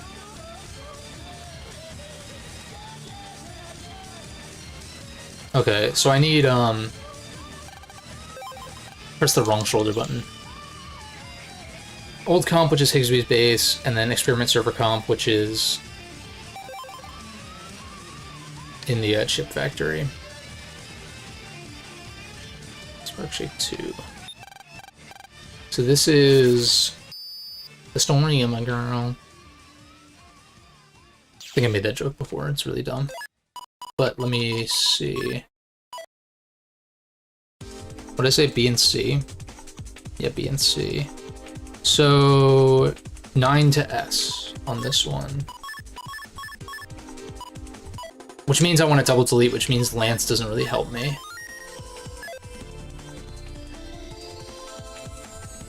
And there's not really avoiding coming back to these comps because you have to go and unlock the portal. So, yeah, kind of unavoidable.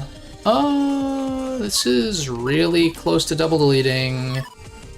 I guess I just charge shot, and then once the Spark Shake resets, I do this. Then I pray that I get the drop. It was a 10. Probably because of Buster and time. Unfort.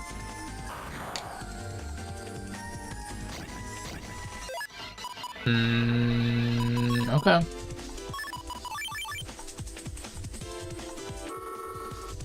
It's a guaranteed kill.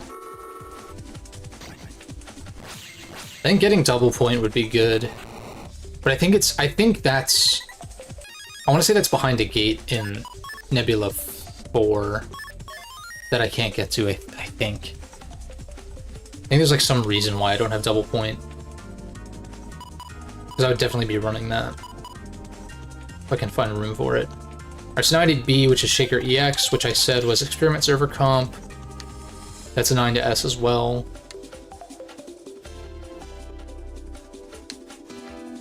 Why do I keep going that way? Lan's friends must be so confused. Because I keep seeing him, it's like, let's take the helicopter and take the helicopter back, and then he goes to the base for like a little bit, and he leaves. It's just one of those video game things.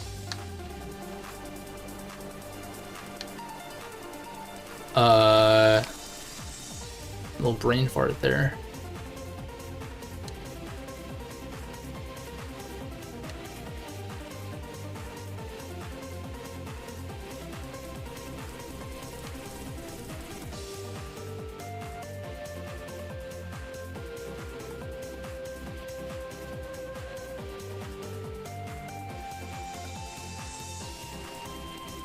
And you know, as much as I've complained about the random encounters in these games,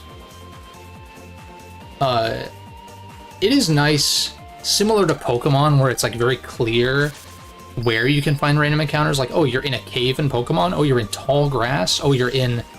Like, you're never in a building in Pokemon. Although, okay, there's probably some buildings that have random encounters, especially in the later games, but more often than not, it's like very clear. And here it's the same way. It's a little bit different, but it's, you know, if you're not on the net, there's no random encounters. It's as simple as that.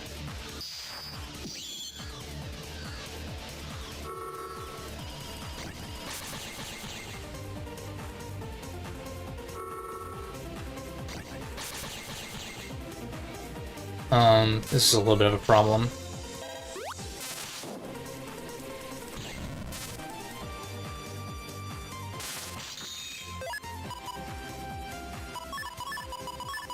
This is not going to be it, because... Yeah.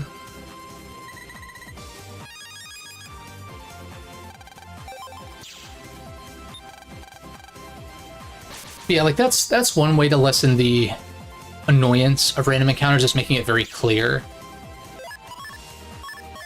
I know that is one thing when I started playing the older Final Fantasies, because I had only, I guess, played 15 for some reason, prior to digging into the back catalog, but what was I gonna say? I don't think I can double delete this.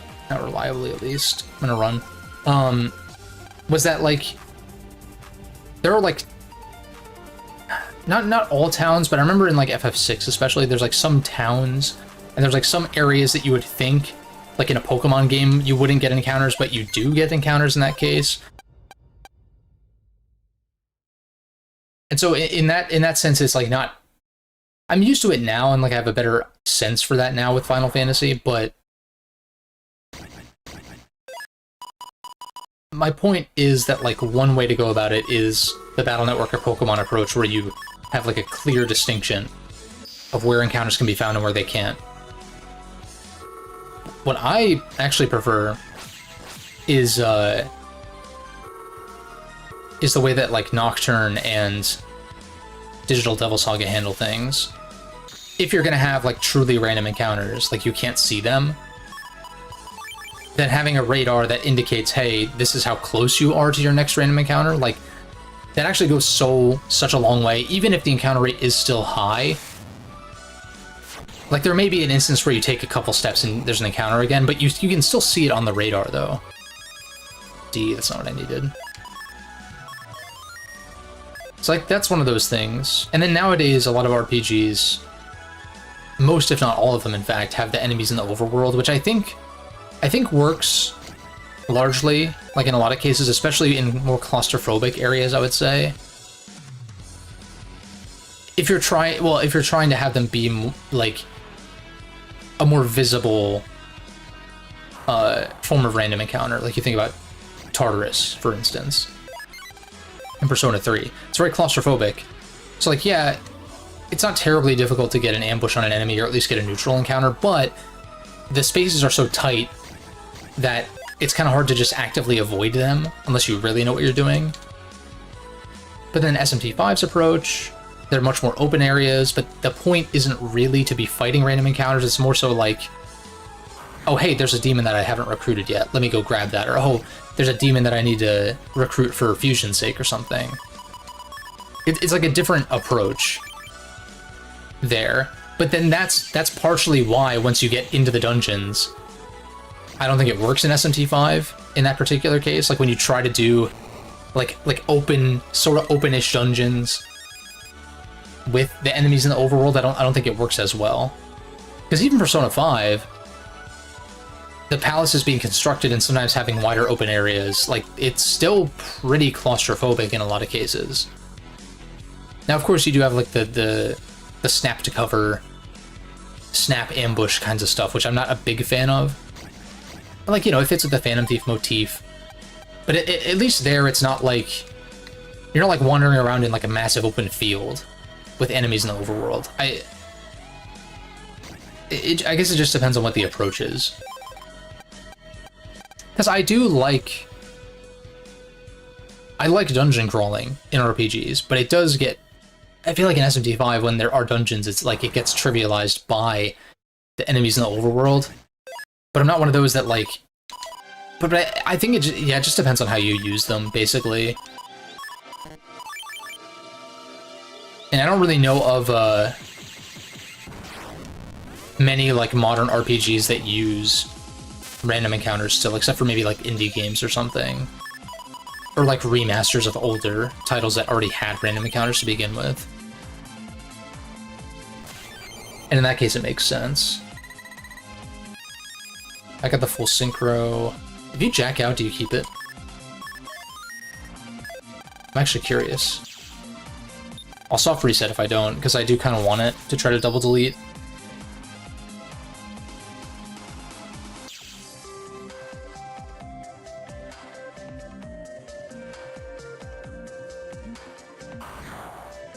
I guess like Octopath, but those are like... Oh, you do lose it, okay. Wait, at least I think Octopath has random encounters. Isn't it like fully random? It's been a while since I played the demo for the first one, but that's like a throwback title in a very traditional sense though. And therefore somewhat understandable as well. I don't want this formation. I think I just keep re-rolling until I find the formation I want now that I have full synchro. And just draw Proto Man or something.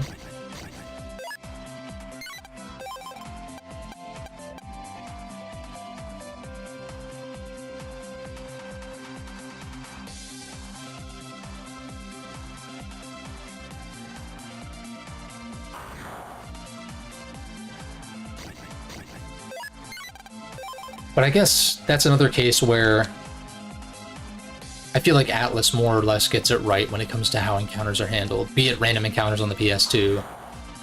Yeah, well, actually, even in the Super Famicom games, there's a radar. Actually, I forgot about that. So yeah, they've been doing this. Wow, they really are the goats, aren't they? That's crazy.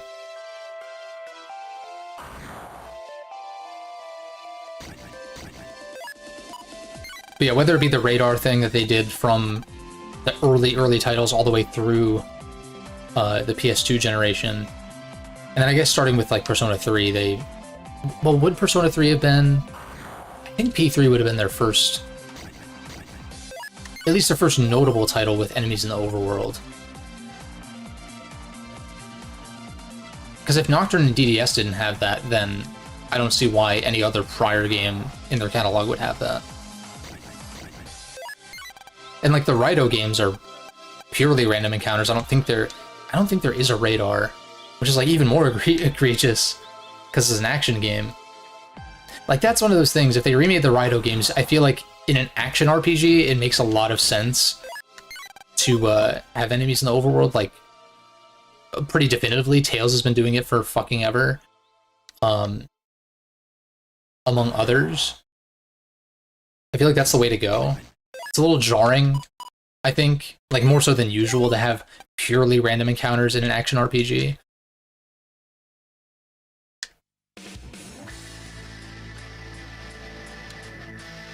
Which I guess that this would be one of those instances. But also, you know, GBA hardware limitations, yada yada. So just go for it. I guess I can soft reset if I don't get the drop.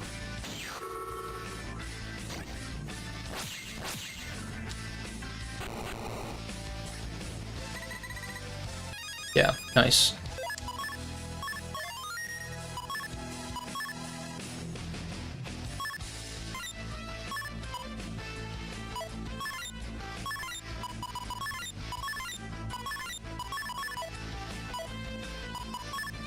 Oops.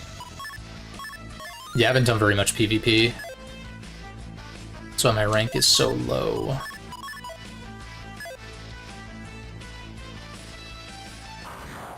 That would probably be the next step. I'd have to, I guess, pull people in through streaming, though, and be like, hey, we're doing PvP, but specifically on PC, because for some reason this game is not crossplay.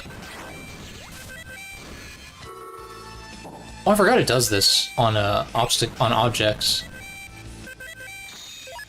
It's very convenient.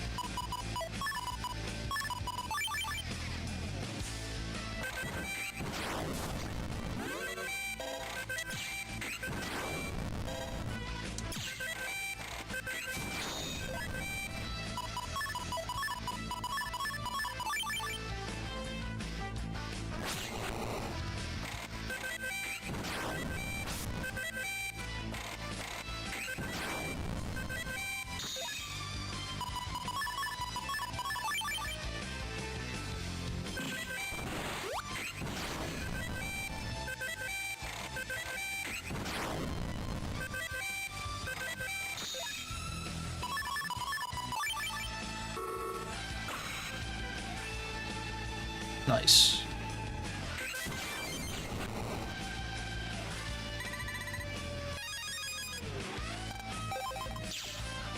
That one's done. Spark Shake 2. Delete. Cax Ball 2. Is that the last 2 one? Not quite. There's a few more 2s.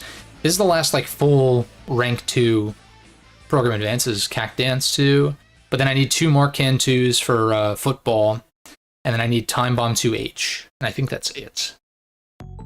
Let me open the second portal. So Cac Ball 2, I need Q and R. Cactball 2, Q and R. Cactural, I can get both of them from Cactural EX, which is nice. Cactural EX, ACDC Vision Burst, okay.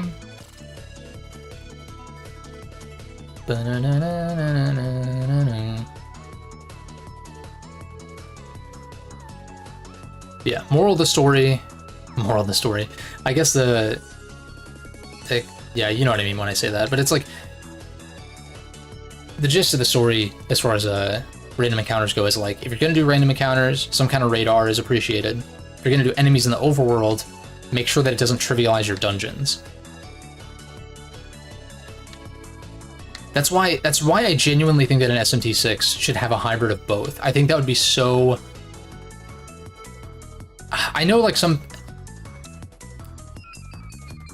people would see that there are any random encounters and be like stick their nose up at it and shit. But I'm like, I don't know. I don't,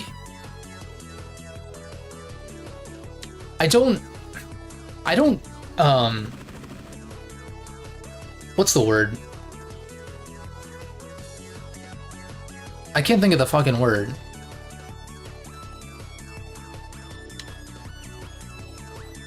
Also, Dex's homepage is faster. I'll just say there's a word that I'm failing to remember, but I don't hate, like completely hate the pivot from dungeon crawling that SMT has taken. Because like you look at Nocturne and you look at Strange Journey, you compare that to 4 and 5, and it's clear that the focus is different.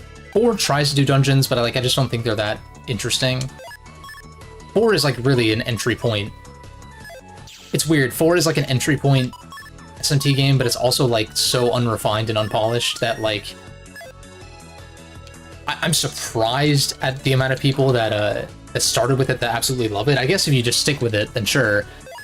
But like, there's got to be an equal number of people, if not more, that played Naraku and was like, "This is bullshit. I'm out." But like, anyway, it's like the dungeons aren't really the highlight of SMT4. I don't really know what is. I'm just being an asshole, but like, my point is like, Nocturne and Strange Journey are dungeon crawlers. 4 is not in the same way. It's still like, I talked about it in my video, it's like trying to kind of be both a dungeon crawler and a sandbox at the same time, and failing at both, in my opinion. Whereas like 5 goes full sandbox, and whereas, you know, its predecessors are like full dungeon crawlers, there's nothing really sandbox-like about. You could maybe make an argument for Strange Journey because you can go back to like older areas and stuff, and Nocturne you can too, so like, it's like kind of a shitty argument in my opinion, but like, you could argue that, I guess. What do I need here? Q and R. So I need a 9 to S and a 7 to 10. I guess I just chip.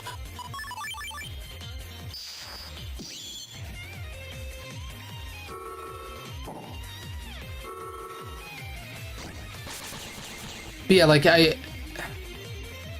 feel like I miss the dungeons being like actually is good the right word? Interesting maybe in mainline. I say that like I've been playing mainline forever, which I haven't. But it's more so just like,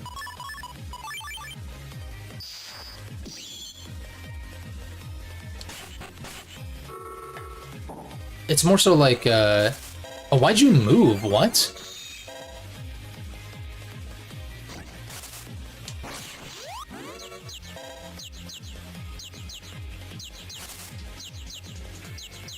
Oh, wait, he's not gonna attack, okay.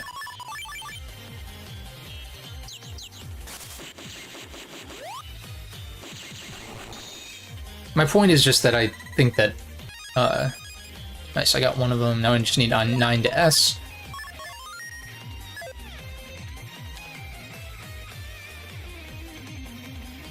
It's just like, I don't know if it's because Persona 3 and 4 had randomly generated dungeons, or because Persona 5's dungeons kind of hold your hand a lot of the time, or what. But like, or maybe it's just the general gaming public is just not very good at, or doesn't have the patience for, I should say, dungeons and puzzles and stuff. Which explains Zelda also, actually. Wait a second. Maybe I'm onto something. I don't like this hand for this encounter, but yeah, it's weird. Zelda's the same way, actually. It's kind of made that pivot. I don't think it's as extreme though, because at least the combat in SMT5 is great. Can't say the same for Zelda in my opinion, but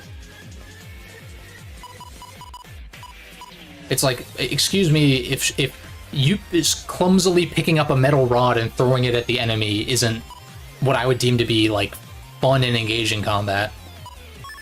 My bad, I guess. Whatever.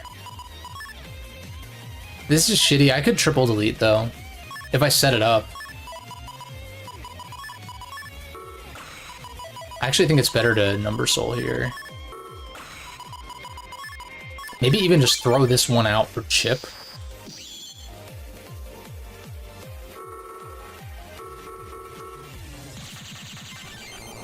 Oh, I kind of fucked that up. I didn't think about the middle guy taking more than the other guys. Maybe there's odds if I double delete. I doubt it, though. It's probably like a 7. Oh, it's a 9. And I didn't get the drop. Okay. My bad. I should have waited a turn, because then I could have charged up with Night Soul and one shot, like, triple deleted. But yeah, like, the fact that, I think SMT5 Vanilla, I think Atlas, like, patched one of the dungeons to be easier, and I'm like, if it's anything like the dungeons in the Vengeance route, meaning you barely have to participate with a gimmick, and, like, they're kind of just not that interesting as dungeons, then, like, wow, that's kind of embarrassing. For the players, I mean.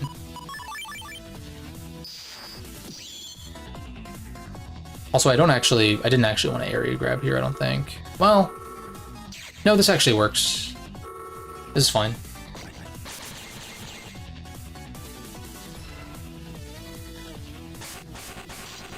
That's unavoidable, wow, okay.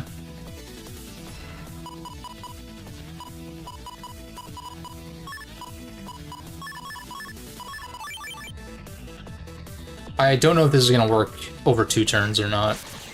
I want to see what my rank ends up being if I triple delete, though.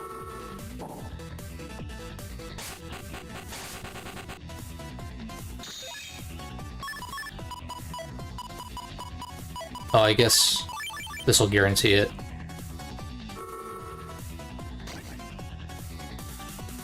Yeah, I really do think that, like, for me at least, an SMT6 that has these, like, sandbox areas, that's fine. That's perfectly fine. It's a lot more interesting than, like,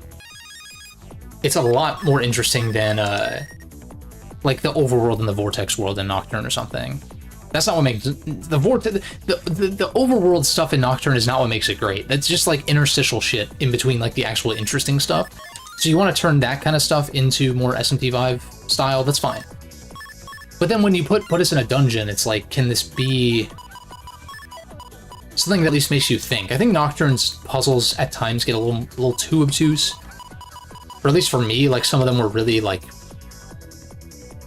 really confused me. Like, the Shadow one, for instance. I was like, I don't know how you're supposed to do this without extreme trial and error. And I guess the same goes for the teleport mazes and stuff, too. It's not like the dungeons in that game are infallible or anything. But it's more just, like... There's, like, something.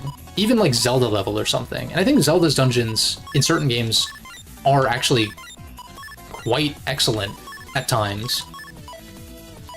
There's times where they're too simple, like in Wind Waker. Certainly.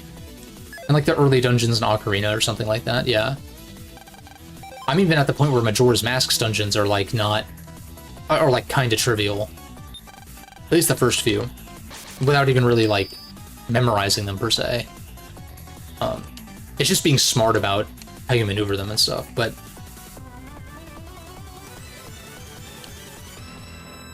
Yeah, just like something to make them more interesting. And even if you don't go even if they don't go the random encounter route in that regard... What do I want to do here?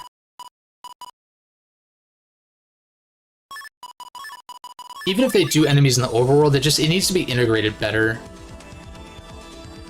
Like, for the style of dungeon that they're actually making.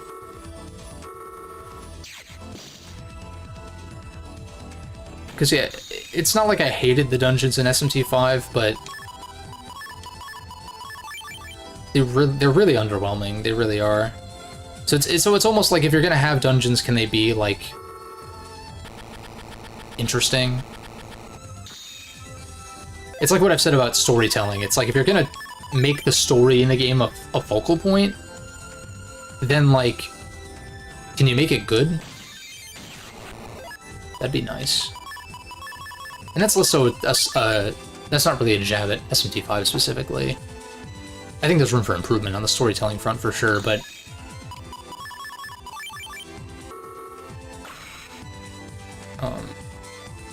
it's more so for, like, I don't know, like Sonic games or something like that. Like, there's always that argument with Sonic games where it's like, oh, I don't really give a shit about Sonic by and large, though. I would like to play Shadow Generations at some point, but I just played Generations again this year, like earlier this year, so I'm like, when I feel like playing Generations again, I'll grab it, but, anyway, what's it called? It's like, it's something I've heard with, like, Sonic games in particular, and I guess even Mario games to an extent, where it's like, oh, you don't need a good story in a Mario game, and it's like, yeah, it's fair, but in Mario games, they don't really focus on the story enough for me to mind that it's pretty bare bones. If there were, like, a ton of cutscenes and, like, dialogue and stuff like that in Mario games, then it would be like, okay, why is this here? Because it's just not very good. Or just, like, not, like, just kind of bland or whatever. And so it's one of those things. It's like, if your game... If you're going to tell a story, have it be good. And if you want some kind of story context for your game, then just, like, kind of keep it out of the way. I think a lot of platformers are pretty good at that, honestly. I don't think people really look at the platforming genre as one that is narrative-driven. There are narrative-driven platformers, for sure, but it's not... At least for me, I go to platformers more so for gameplay, primarily. And I won't stick my nose up at a story. Mega Man Zero, right? I guess Sonic Adventure 2 to an extent, or at least when I was a kid. There's problems and stuff, but, like, it's probably not the best example. There's moments in that story that I think are fucking cool, but, like, more so conceptually. There's a few that are executed pretty well, surprisingly, but yeah, whatever. Gosh, narrative... What narratives in platformers have really stuck with me? It's just not really what I think of when I think platformers, honestly.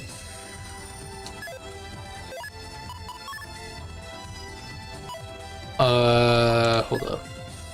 So, Cactball 3, Anubis, Larkman, Gridman... Oh, we need Markcan 2 Fs. 2 Markcan 2s. Mark... MRK, Markcan 2 Fs. Can Raid...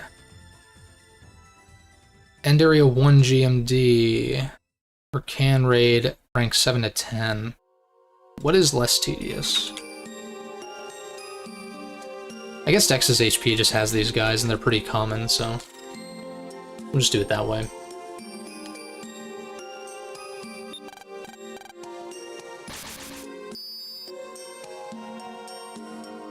I guess you could say, like, some Castlevania games,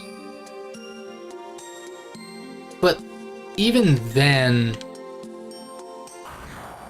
there's platforming in those games, but I would obviously you'd call those more so Metroidvanias than platformers, even though they're both side-scrollers. It's like, that's where the lines kind of blur, I guess. But to me, they're kind of like, they're sort of separate, even if a Metroidvania has platforming segments in it. Historically, Metroidvanias are more combat-focused, I feel like.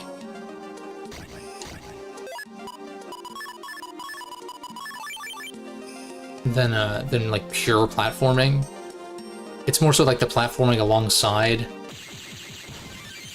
combat stuff. I guess it depends, though.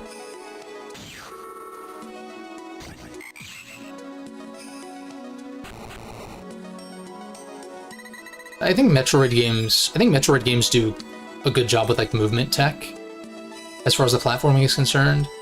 Even in titles that I wouldn't necessarily deem, like, super platform heavy in the traditional sense.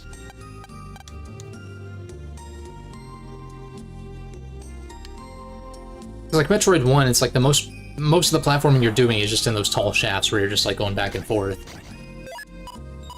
But, like, there's tech to, like, your jump height, and, like, yeah, there's like... there's something to it. Metroid 2 obviously has the fucking, space jump segments with the spike rooms that kind of suck ass.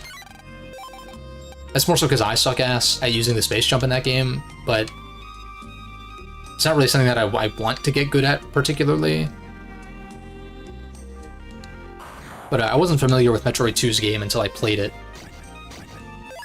And I mean that like colloquially, like I wasn't familiar with your game. I was familiar with Metroid 2, but I hadn't played very much of it prior to like this summer when I like went all the way through. And I use save states here and there, whatever, fuck you. I don't give a shit if anyone has anything to say about that. Like, I just wanted to see it and experience it. It's not like I saved in the middle of boss fights or anything. It was just more like, I don't want to redo this because it's very tedious and kind of clunky. Long story short, I didn't really like it that much, but there is something to it that's unique. I'm gonna hold on to those thoughts for an eventual Metroid tier list that I'd like to do. If Nintendo would release Prime 2 and 3 remastered, so I can play those again. I guess worst case I could just do Prime Hack again, but we got that wonderful Prime 1 remaster and nothing for 2 and 3.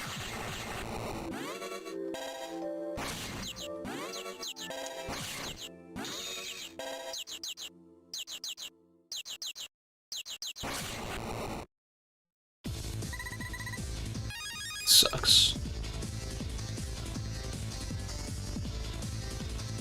But yeah, like Super Metroid probably has... Super Metroid has the most movement tech, probably. At least prior to Dread. Dread just has a lot more going on. Like, Super for the longest time had the most movement tech. Not even just exploits like Mach Ball and shit like that, it's just like... Just even the wall jump. Like, you think about the early game in that game and, like, a beginner player playing it versus someone who knows what they're doing.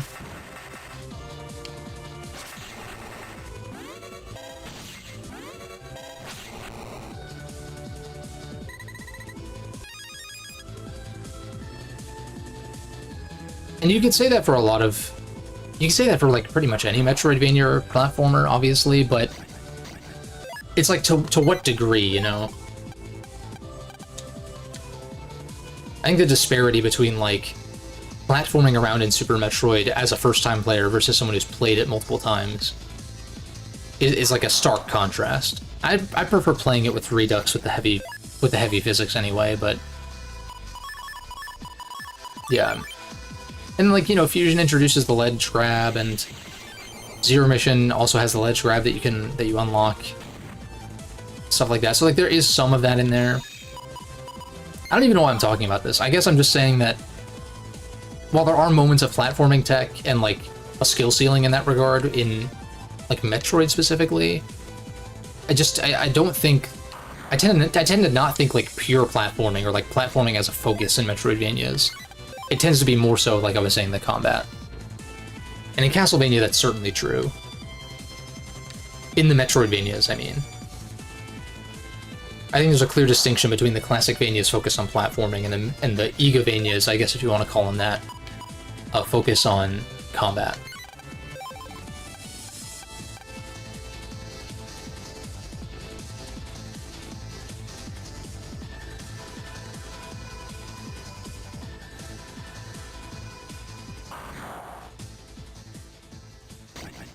And I guess you get indie games like Hollow Knight that try to do both. And yeah, after 106%ing Super Meat Boy, I still think that the platforming segments in Hollow Knight are... I think the platforming in the world is fine. There's some shortcuts you can take. Like, I got to Brooding Moloch early because I downward slashed on some spikes to get over there. That was like the first boss I fought in this most recent run. And you're not really supposed to get there, I think. Well... Actually, I don't even know how you are supposed to get there. You're supposed to get the Mantis Claw first? I don't know. Before you go there, but whatever. Point is, I like... It's similar to Super Metroid, actually, in that way, that, like, you know, you do the Mach Ball to get past the segment that you normally need Speed Booster for and stuff like that. Like, there's ways to sequence break in that way. That's the hallmark. But then you throw in these, like, pure platforming gauntlets, and I'm just like, I just don't think this fits. It's a matter of opinion, obviously. Like, fucking obviously. But, yeah, it's not even that the movement feels bad in Hollow Knight, it doesn't. It feels quite good, actually, but it's just in the context of, like, the one-hit reset to the last checkpoint thing, and then take enough damage, and then you go not even to your last checkpoint. It's just, like, it's not It doesn't need to be there.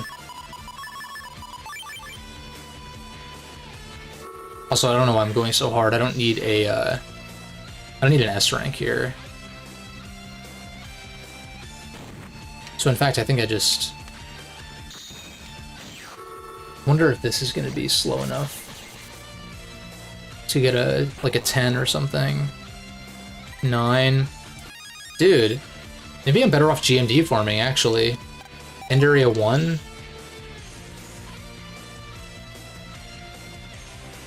Fastest way to end area 1... it would be through here and then just leaving this area. Also, wait, am I going to want untraps for this?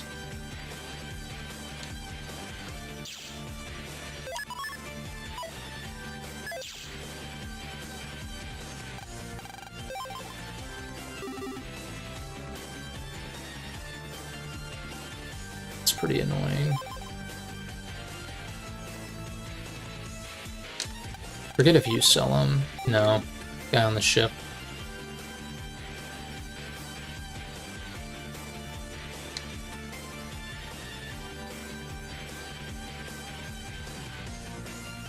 But yeah, something I was thinking about recently as far as, like, if/when, hopefully, Castlevania comes back.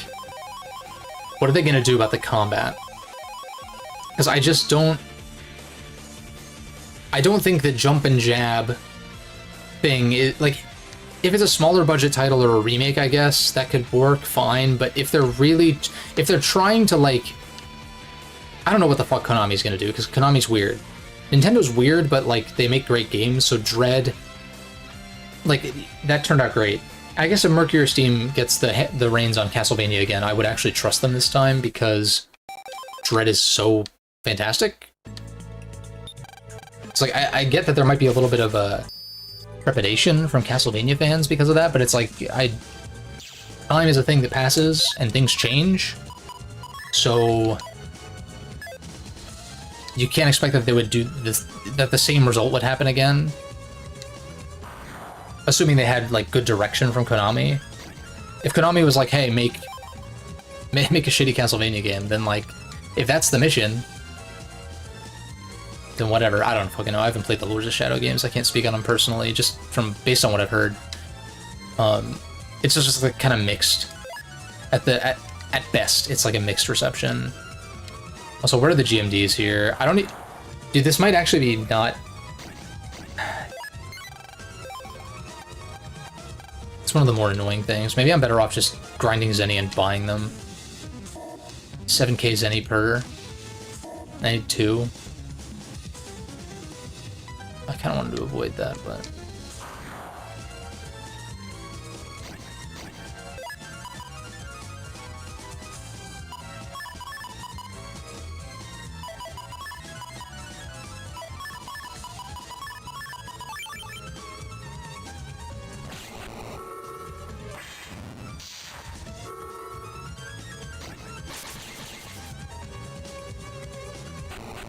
what I was gonna say, though, I, like, totally lost track of what I was gonna say. What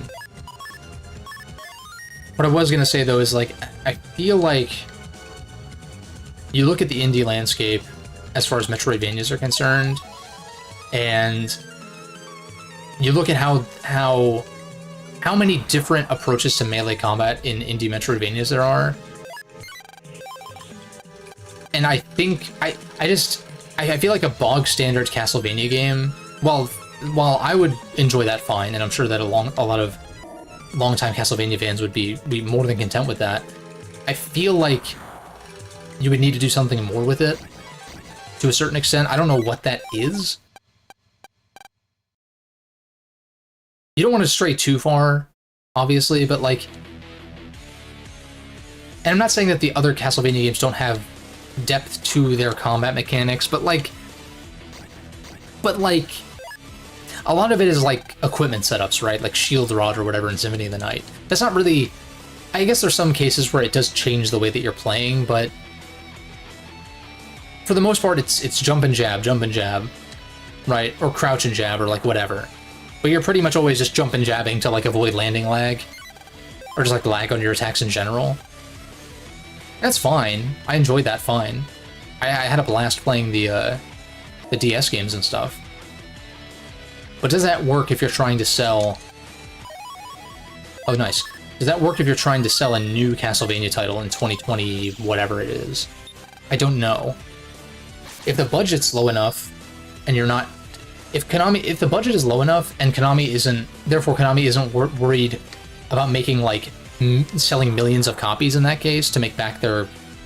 like, to make profits, then in that case you can play it, I guess, a little bit safer. So I guess it all just really depends. What's up, Eric? Good to see you. It depends, because I think a side-scrolling Castlevania would be a lower budget title, just kind of inherently. As I imagine, Metroid Dread, like, I think has remarkable production value for what it is, being like a 2.5D Metroidvania. Likely a lot cheaper to make than what Zelda and Mario and stuff are doing. Which I think is good, because then Dread sells a few million copies or whatever it did, and that's like an insane margin.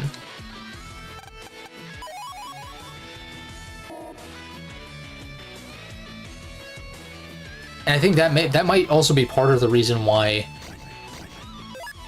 That certainly, I would imagine, is the reason why, or part of the reason why the Lords of Shadow games failed, was because the budget was probably too big for the audience that it was actually going to reach. And then also quality things, of course, word of mouth in that regard. Just like the quality being subpar for a lot of people. And then that spreads, and then, you know, people like me who are maybe intrigued by those games, never really give them a shot. So it's like, you know.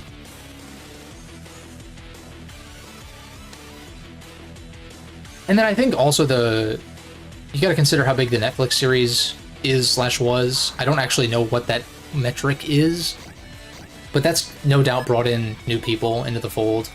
I need to be careful here if I want the thingy.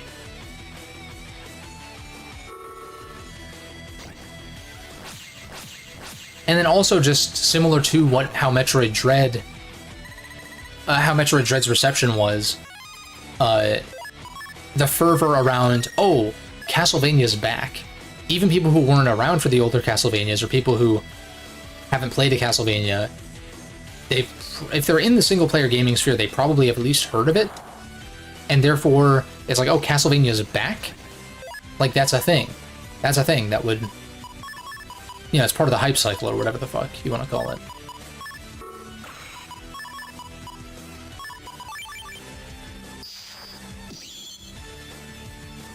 Because that was no doubt a part of Dread's success.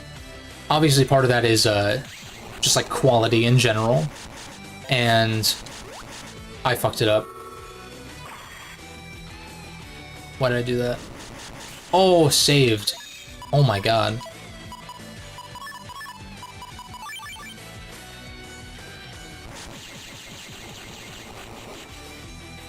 Yeah, overall quality and like the Switch install base being insanely large compared to previous systems. Did I already grab both GMDs? I think I did.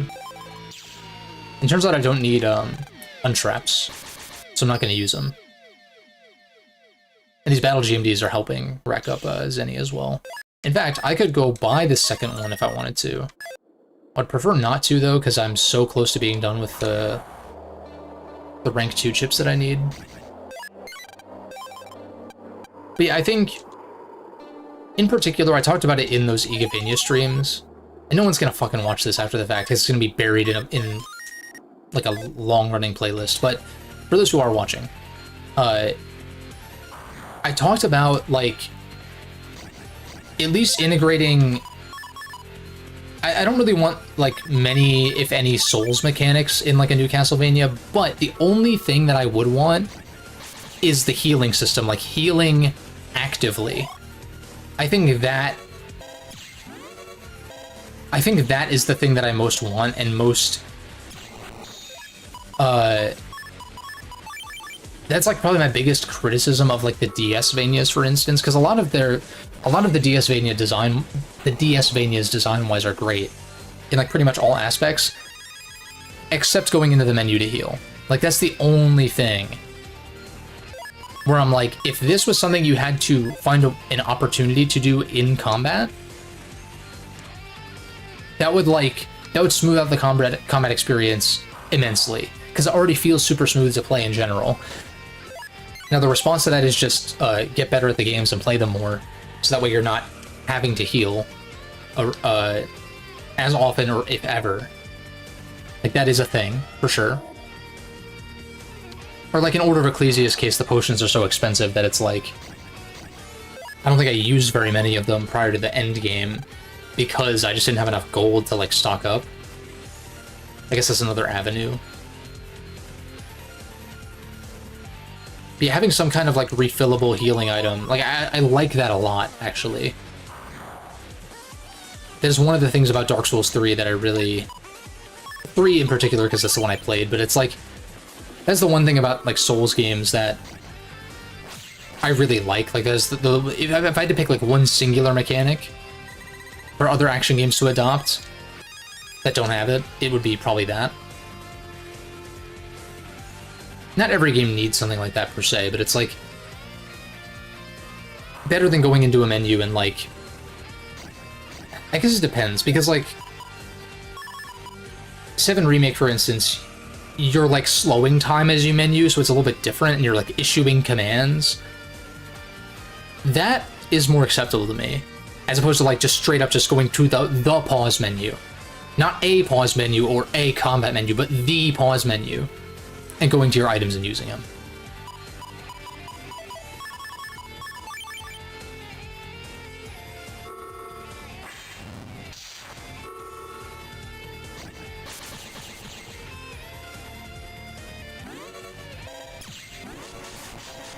This fucking Aqua World guy's gonna... Oh no, wait, he didn't.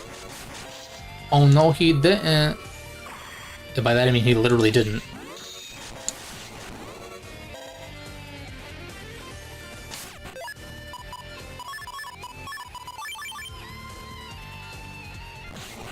Nice. Oh. Sorry, I don't have my, my attack max activated right now.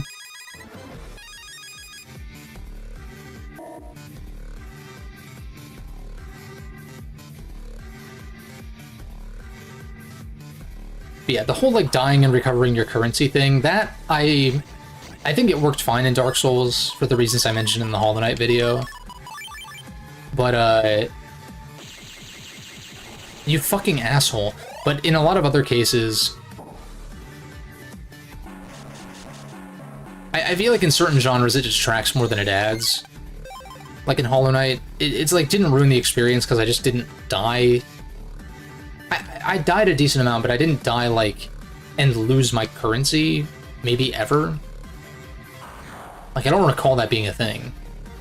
In this playthrough, at least. So, like, that didn't impact me, but, like, it really is one of those things that, similar to, like, life systems, it like, punishes new players, as opposed to... It's like the type of reward systems that you might learn about in, like, a psychology class or something. And I'm... For some reason, I'm, like, remembering now that I think I took a psychology class in college? Did I? Or maybe... I think I took something like that. Clearly I didn't remember very much about it, but...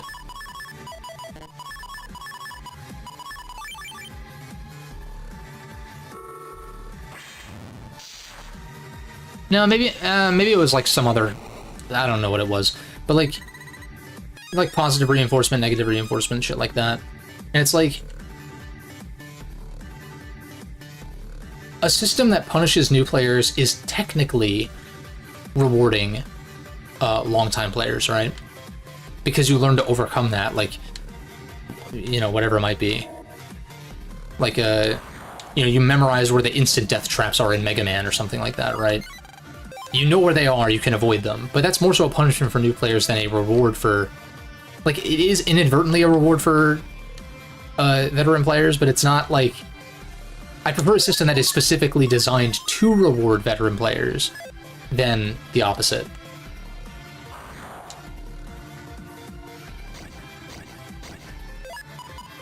And part of that is because of my approach to platformers in particular, where it's like,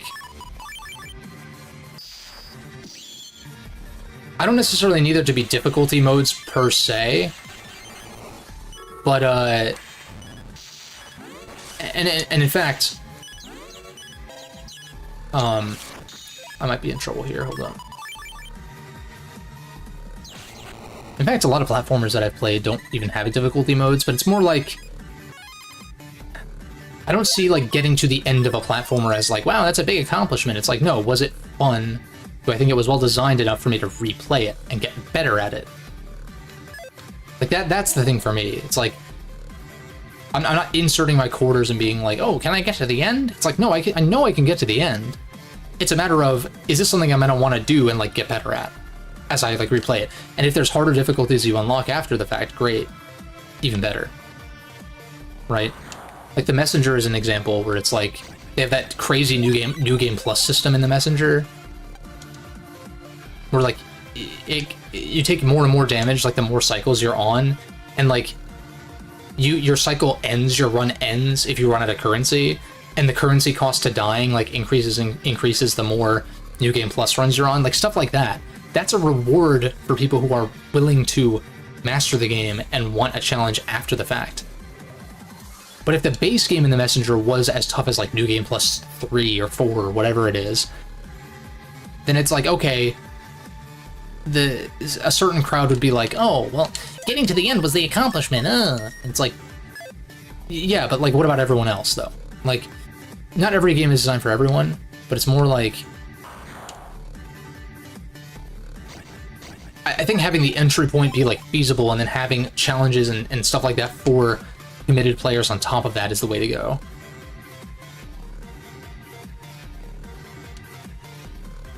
But I guess it does just sort of, it does vary, I guess, based on design philosophy and whatever the goals might be for said game, right?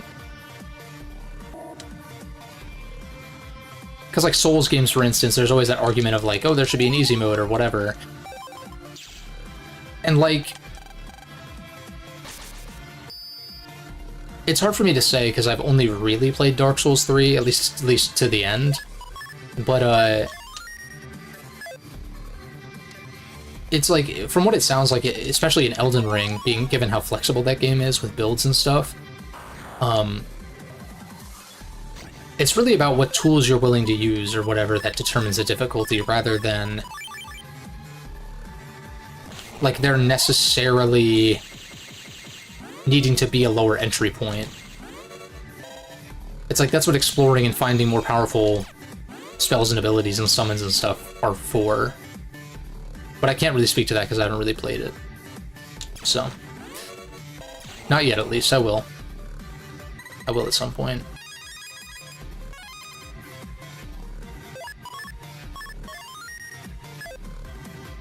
Yeah, I guess that's the thing. And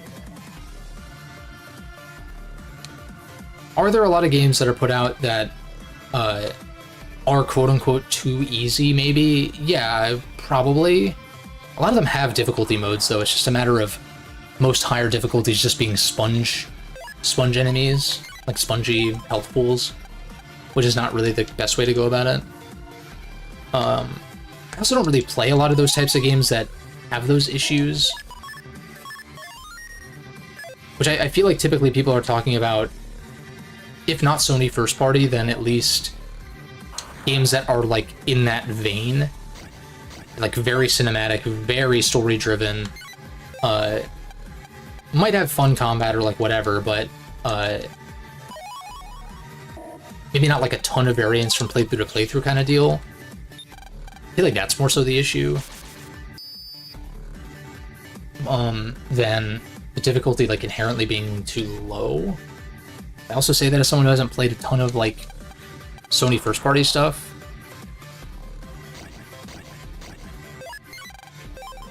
Because I actually found the combat in like Spider-Man Remastered or whatever they call it these days be pretty fun and like I played it, I think, on like a step above normal. Not like the hardest difficulty, but like a step above, like in between.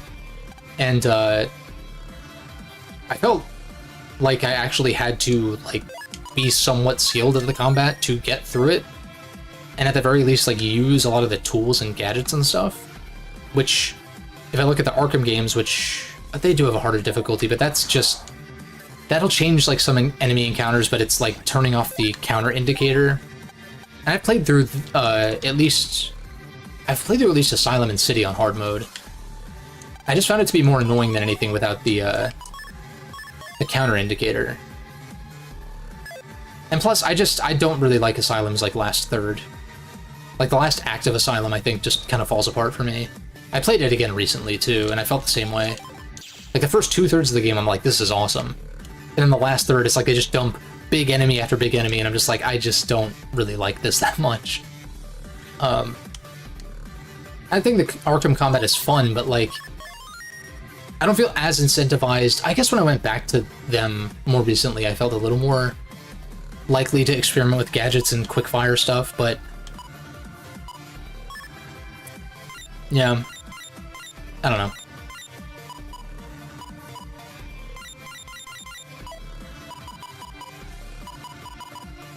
Alright, so that's marked into Fs. Got 2 of them.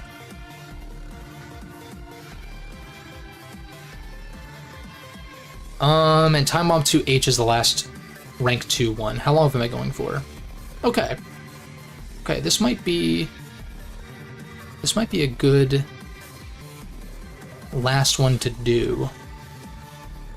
Time Bomb 2H.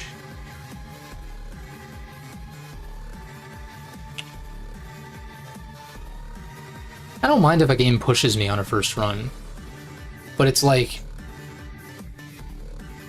it really is like the life system thing, where it's like, I just don't think that limited lives really, like, unless you're really genuinely playing like an arcade game, like a really arcadey arcade style of game, like I guess that's fine, like shoot 'em up or something. That makes sense, because like the goal of the game is like how far can I get? There's not really an well, okay, maybe there's an end to some shoot 'em ups, but like endless games. Like roguelikes, for instance. Not limited lives there, but like you die, you get reset, right? Actually, maybe you do have a life system. Hades and some others, it's like you can get extra tries on a given run. That's a thing. So yeah, I think it works there. But in like a platformer, it's like, I want to see it through to the end to see like, is this worth... Like, can I add this to my catalog of platformers I come back to kind of deal?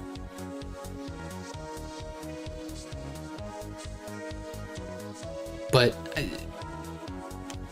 don't know, I guess people who grew up with those games a lot of the time view it differently because they viewed, back when they only had Ninja Gaiden, or they only had Mega Man 2, or they only had Castlevania 3 or whatever. All solid games, I'm not talking shit about the games themselves, but it's more like the limited life thing was like, oh, felt that real sense of accomplishment grinding the game out for weeks and weeks and weeks until you finally beat it, and then you feel like you earned something by like learning the game's ins and outs and like having the skill to like get through it in fewer deaths or no deaths even. But for me, that just feels tedious. It's like, if the game is only like an hour or two long, it's like, why don't I get through it once and then see like I feel like any sensible person would know what I'm saying, but it is a taste thing. Like, I understand that too. Alright, this is a GMD or Hando EX 9S. Factory Comp 3, 15% encounter. I'd almost rather go for the GMD. And Area 4 GMD.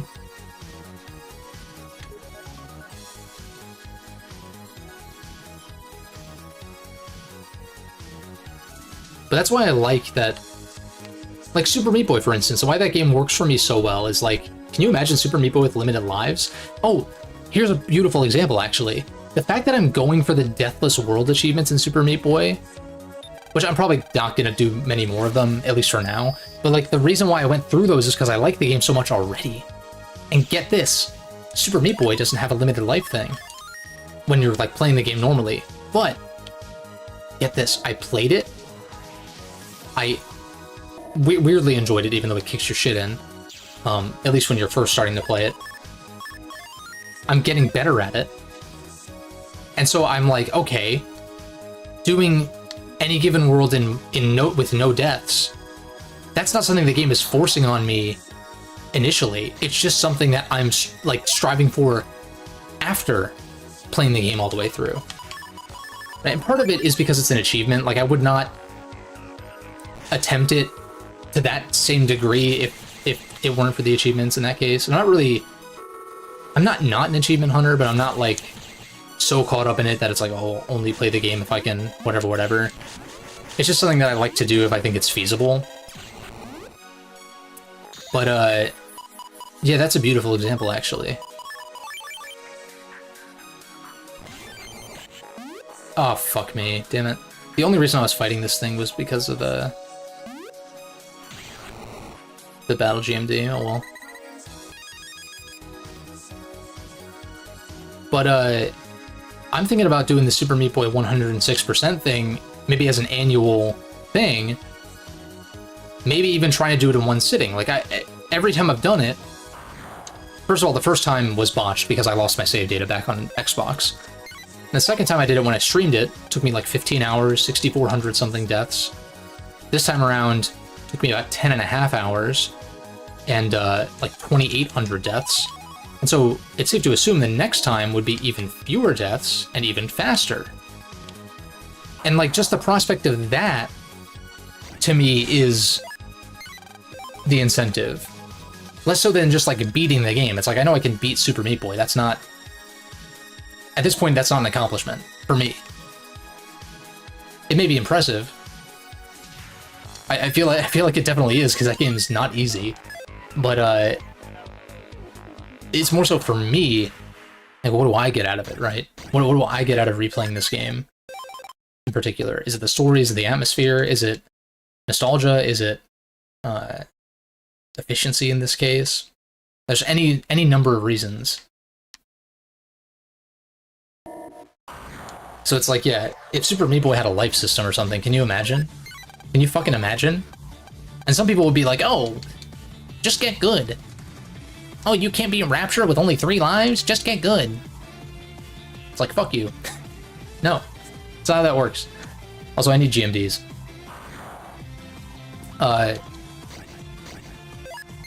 Yeah, and maybe that's not the best example to just slap a life system on, because that game is so clearly designed. The only reason Super Meat Boy works is because the unlimited life thing and like the instantly getting you back in thing. But that's kind of my point.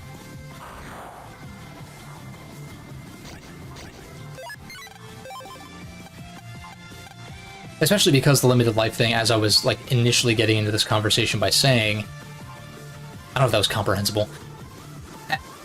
To like loop things back to how this conversation started, it's more like a monologue, I guess. But is that like limited lives are a thing that I feel more so punishes new players than rewards old players. And again, it like kind of does both, sort of inherently. Sort of. But it feels like a system that is intended to. It's less about intent, it's more about like effectively what it does. It punishes new players. Old players who have played these games a million times aren't dying enough for the lives to even matter.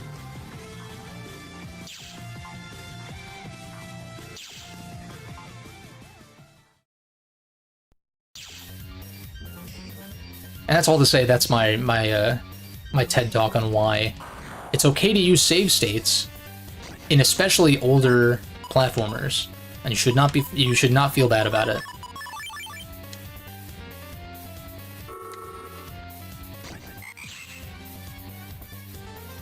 Because maybe, get this, old-timers, if you, at least like crotchety old-timers, I don't mean like anyone who's above a certain age, I don't mean it that way, but it's more like,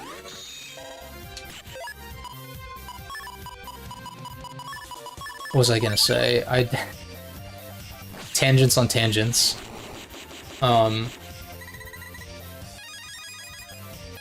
Maybe if you play through the game with save states, maybe, like I was saying with Super Meat Boy, you feel incentivized with, like, intrinsically, to next time you play it, not do that. Right? Or do it fewer times as you improve.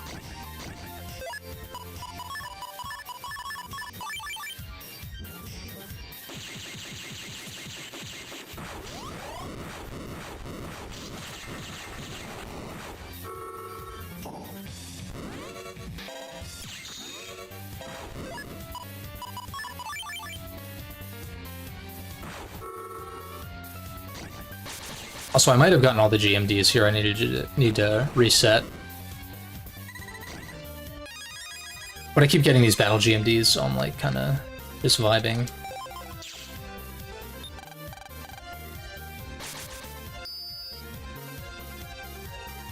I'd rather do this than go for a 15% encounter in the factory comp, I think. Plus, I'm gaining Zenny through doing this as well. Not a ton, it's kind of a drop in the bucket for what I need. But it'll save me some time later for grinding for that last shop HP mem. And I guess it's mostly like some mega chips that I need to purchase with Zenny. There's a giga chip as well, actually. There's like 1 giga chip, and I think there's at least a few megas that need to be bought. Grass seed. God, this place is such a maze that I'm trying to... Getting so many battle GMD encounters, though, that I can't really complain.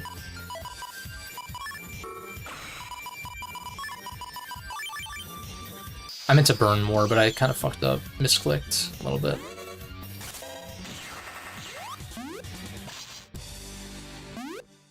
Shabba-dabba-dee-dee-dee-dee-dee. Why did I do that? I need to go to the top row.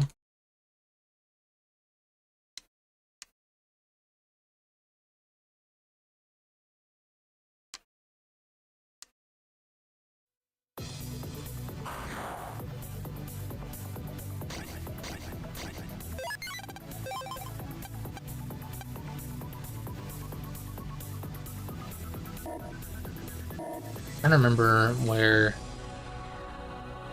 I think the other GMD spawn point, there's one over this way, certainly. Yeah, there it is.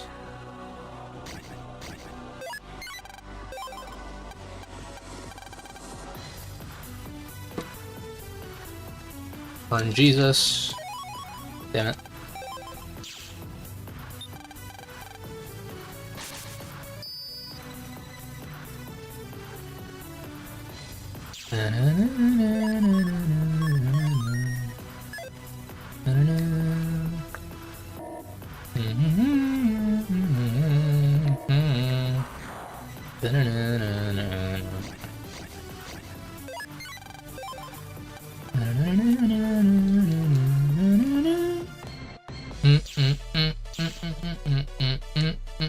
It's looking a bad range for me, but whatever.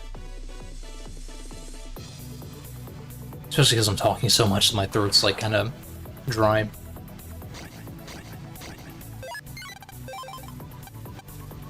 Ideally, I get this drop, and then I call it, because this is not actually for completing a PA. I still need Time Bomb 3H. In fact, maybe it's even faster for me to just grab this, jack out, do it again, instead of going all the way over there with however many random encounters. And maybe the GMD is not guaranteed to spawn there, and then if it doesn't, then yeah, I'll push through. Like, push to another spawn point. I think this is fine. I don't know why I keep going this way, though.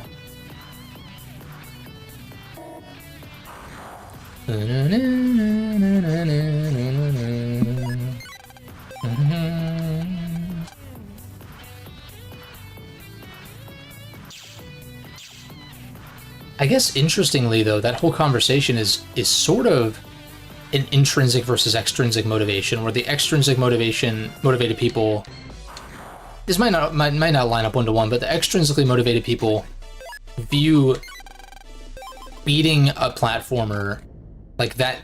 I guess maybe there's nothing tangible necessarily, but it's like, it is that completion of it that is the reward. Whereas like, I feel it more so intrinsically in like just playing the game. And that beating the game is just simply a result of playing it.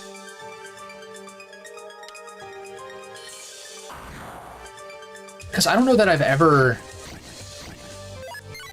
I don't think I've ever played a game where I'm like, I don't think I could beat this if I just played it enough. Maybe that'll change as I get older, I'm sure it will, but like... It's also, I don't really play games like fucking, what's it called? Like those rage games and shit like that, like Getting Over It and stuff like that. Or QWOP, or like shit like that. But to me, it's like, it's more so a patience thing. It's like, it's not really a skill thing. It's like, if I played QWOP for 100 hours, and I couldn't figure it out, then like, I don't know what to tell you. It's just a matter of games like that being so frustrating from the get-go, that why the fuck would I ever consider putting that much time to become proficient at it, right? That's really what it is. For me, that's what it seems like, at least. Like, I don't...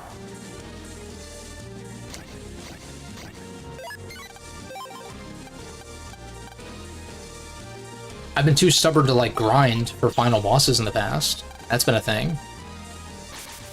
But again, that's like a time and patience thing, rather than like a pure skill thing, I think. There's definitely post-game stuff in certain games where I'm just like, I just don't want to deal with this. But again, it's like, if I really buckled down and was determined to like do it, then I don't think...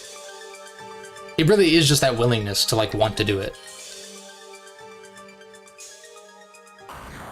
In my experience, at least.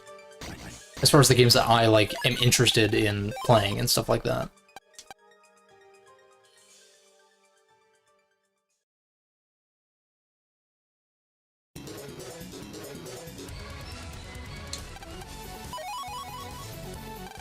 I think I'm just gonna do this method. I don't think individual GMDs have separate pools. I think it's just a single pool that each of them can pull from, so... I'll just... Why do I keep going this way? God damn it. It's slower.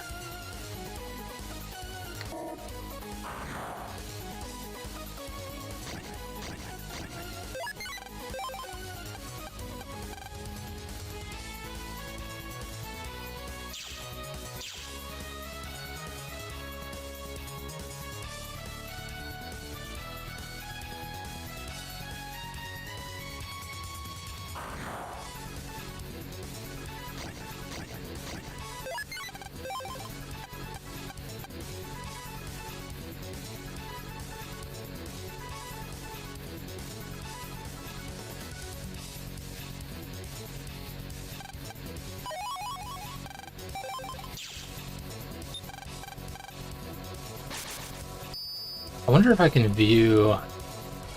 BN5 seems like it has more data on GMDs.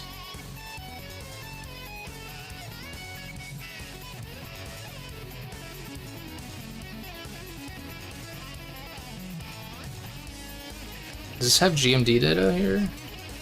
No.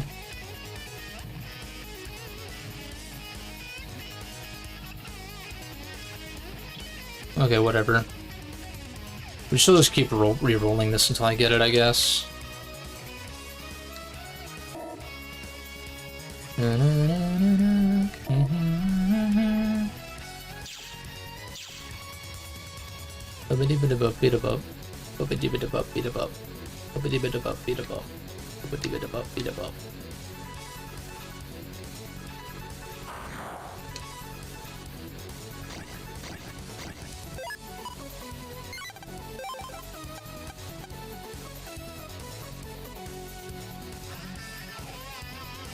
One fort didn't spawn there, in which case I just don't remember where the damn spawn points are.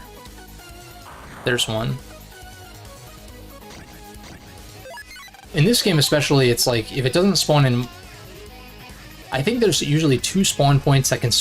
There's 2 GMDs that spawn, and each of them have 2 different potential spawn points. Or rather, I guess there's 4 spawn points total, and 2 of them are always taken up. But from what I was able to tell, like in Undernet 5, there's like 2 potential spots early on and 2 potential spots later on. And it's almost always 1 in each of those pairs, as opposed to always the first 2 or always the last 2 kind of deal. So like I think that is the alternate spawn point for the one that's like right at the front of End Area 4. From what I can tell. Like I've yet to see one spawn at the front and in the one that I just grabbed. Why did I just... I keep going the wrong way.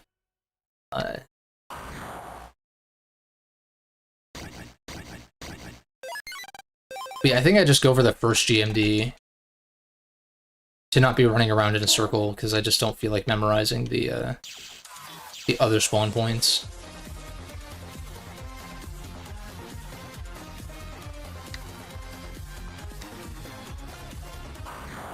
Oh yeah, I had an idea. Mr. Krabs, I had an idea. Yeah, no, I had an idea, though, about what I was going to stream after this, and I think this is an exclusive for y'all. I had mentioned wanting to do another Pokemon playthrough, ideally of something HGSS related, before doing Voltway 2 Redux postgame, because I want to pull from my teams from my other playthroughs to do Pokemon World Tournament. I think that'd be fun to like construct teams out of my teams that I, you know, beat the games with or whatever. And so I think instead of doing that post game first, I think I'm just gonna do Sacred Gold. I'm kind of thinking if I'm gonna do a Pokemon game next, I'm just gonna do Sacred Gold. Fuck waiting for Aurora Crystal, because like who knows how long that's gonna take. And as I've stated, I think as I stated, I think Redux, Voltway 2 Redux changes too much. Like it takes a little bit, it goes a little bit too far with what it changes. And so if Aurora is the same way, which it seems like it's going to be, with like new Mons and like Mega Evolutions and stuff, it's like, I don't need that. I just want like the Vanilla Plus experience for the DS games. I don't need like all of these like if I wanted to play with like all the modern Mons and like Mega Evolutions and Z moves and shit like that, I would play like so many other ROM hacks that have all that stuff. And I like Mega Evolution, I do, but I just don't, I don't need it in HGSS though.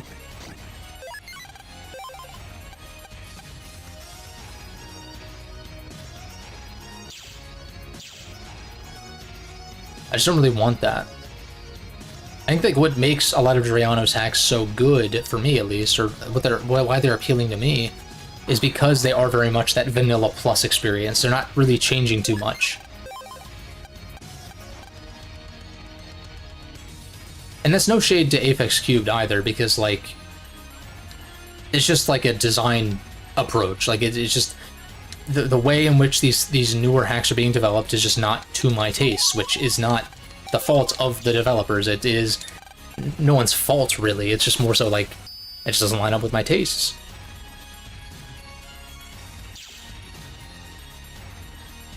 So I have a feeling that I'd probably end up just going back to Sacred Gold, Storm Silver, after playing Aurora Crystal, similar to how I'm going to play regular Voltway 2 from here on out instead of Redux, as far as like new playthroughs are concerned. Just because I think that vanilla Voltway 2 is like the perfect amount of changes. Not that all the changes were perfect necessarily, but it's like it didn't change too much. And then plus you have the randomizer on top of that you can, the what's it called, like the newer randomizer that has like all those crazy modifiers, like increasing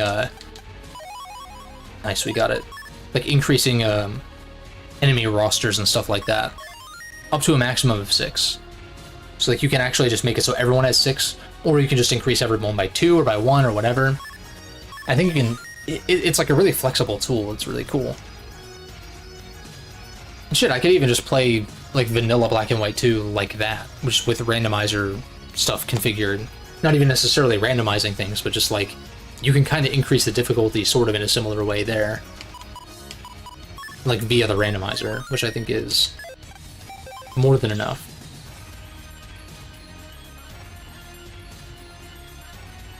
So yeah, that's all to say. I think Sacred Gold, if I'm going to do a Pokemon game next, that's what it'll be. Although I think there's something to be said for sticking to like similar kinds of games. Like, you know, people tune in most to the live streams when I'm doing Battle Network or when I'm doing Pokemon or when I'm doing, well, that's pretty much it, I guess. Like the Super Meat Boy streams didn't do too hot, which is fine. That was more so for me, anyway. And in the future, it won't really be that long of a series, if a series at all, when I go back to do it. We almost have 100 bug frags, which is nice. It means I could buy one of those Giga Chips, actually. The Zelda streams didn't do that well either, but that was like that was literally when I started streaming consistently. Before then, it was kind of sporadic.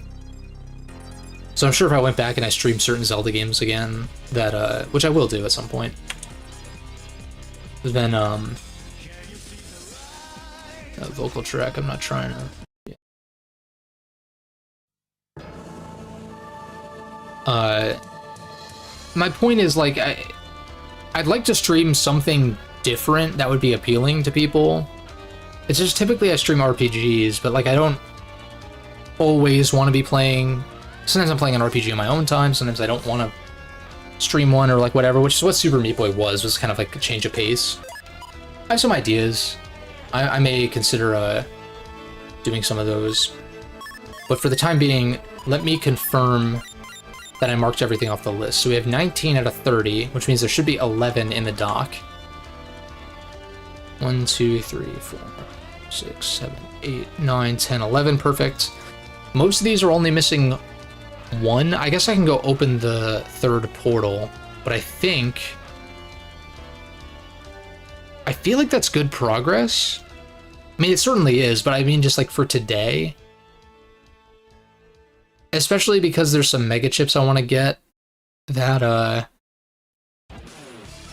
well, let me think. There's 1, 2, 3, 4, 5, 6, 7 more standard chips I could grind today if I really wanted to. Because most of these, I'm just missing a single thingy. I might actually be down to do that, just so that it's done. I need a Vulcan 3N, Fire Hit 3E, Wide Shot 3S. I was saying that I wanted to grind for more Wide Shot 3Ts, but like, I don't know if I'll do that today. I can do that on my own time or whatever. Let's at least open the portal.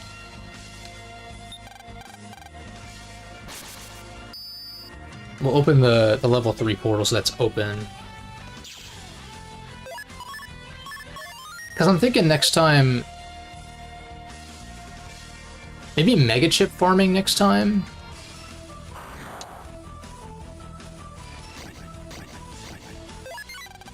And I guess by virtue of that, there's some Mega Chips that you have to get from Liberation missions, so it'd be like... Because I need to do the last Liberation mission as well, of course.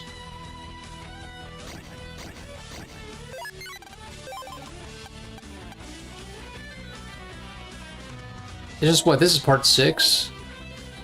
I'd like to have this done in 8 parts at most, if possible. Which means if I have to do some stuff off stream, that's not the worst thing ever. Which I guess I could farm these V3 chips off stream, but I'd rather just Zenny grind if I'm going to do anything off stream. Just kind of zone out. Zenny grind while I listen to a podcast or YouTube videos or something.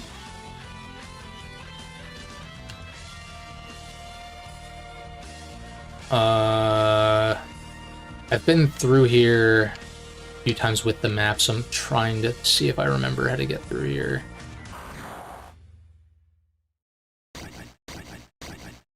Also, how much Zenny do I have? Probably not enough for the last HPMM. Yeah, no.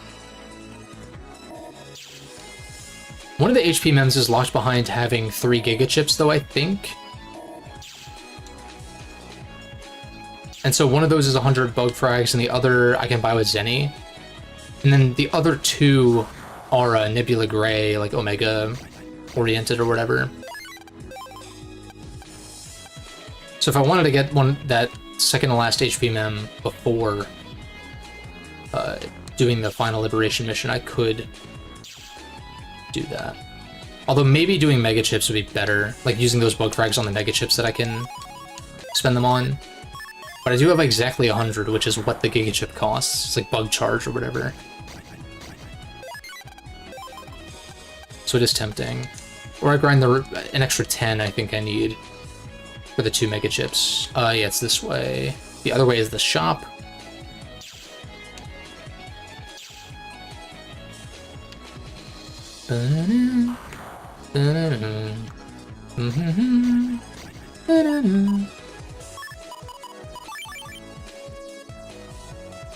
Lip.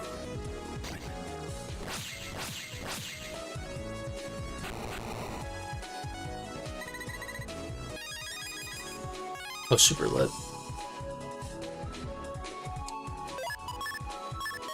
I think I'm more concerned about the bug frags I need for 100% rather than the Zenny. Do I have the program for millions? Do I have millions? I do. Green mystery data equals, yeah. Why am I so... I don't even know what to say. Why the fuck wasn't I using that when I was indie grinding? What is wrong with me? I'm actually dumb.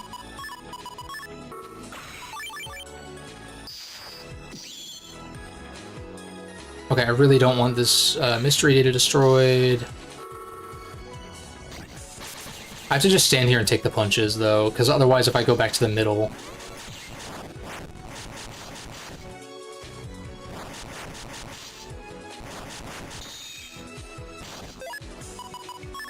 Okay. Worth. Honestly, worth.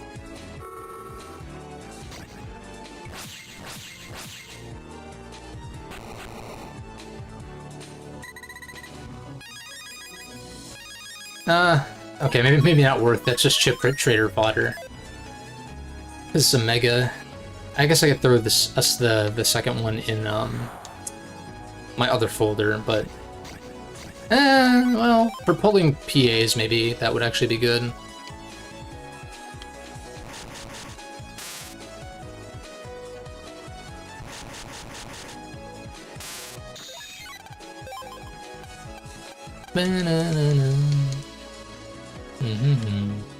In fact, was there a gate for not all the PAs, but just some?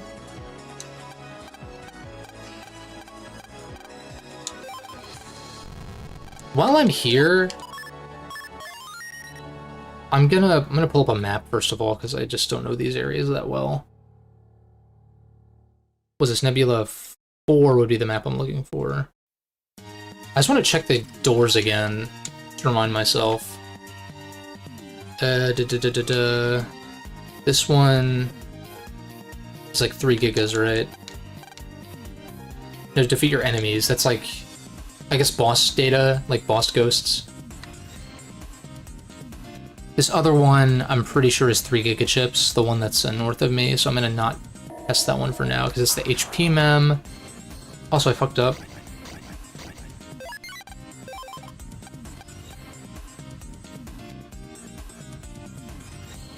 Actually, fuck this. I'm just gonna come back when I actually need to be here. Portal's open. Now. Vulcan 3N. Let's just do this shit now. Gargoyle Comp 1 GMD. That's it? It's not even like a certain level, it just is what it is, wow.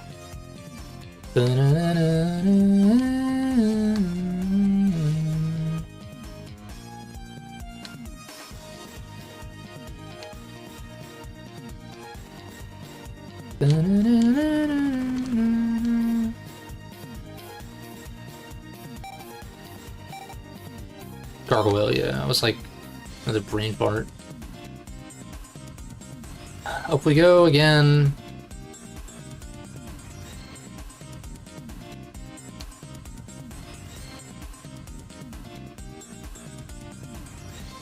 Could this be an untrap one? Do I need untraps? I have some, but do I need some? I guess I'll use one to start, and then see. I guess it's hard to tell if I don't get the drop. I had soft reset, I guess. I don't know how that works in this case. I don't know if my RNG is locked. Like, when the RNG locks, rather.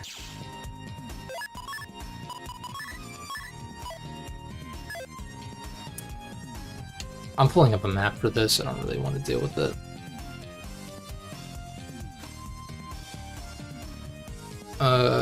Gargoyle 1. Like, I always figure it out, but I'm just like...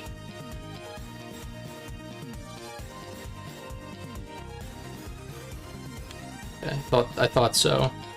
Because where the ninjas spawn, I can see where the ninjas spawn in this map, and so I know there's not mystery data behind them. I just don't recall that being a thing.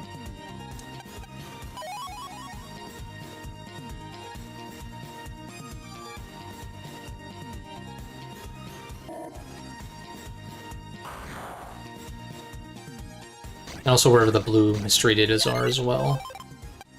And I saw one of them from the entrance anyway, so it's like... just getting there.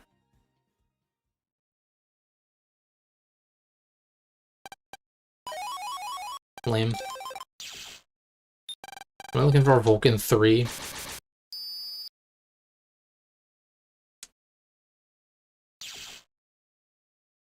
I don't even know if I need to untrap. What am I doing?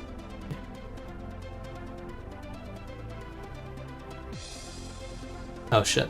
I guess this area is small enough to where they probably spawn in the same spot every time. That might be how dungeons work in general in this game with GMDs. Maybe it is a set spot, or that both spots are set. But I didn't notice at the entrance if it was where it normally was, or where it was last time, rather.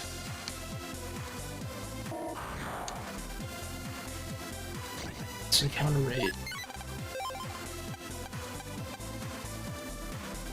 Yeah, it doesn't specify a level for the portal, so hopefully this actually is achievable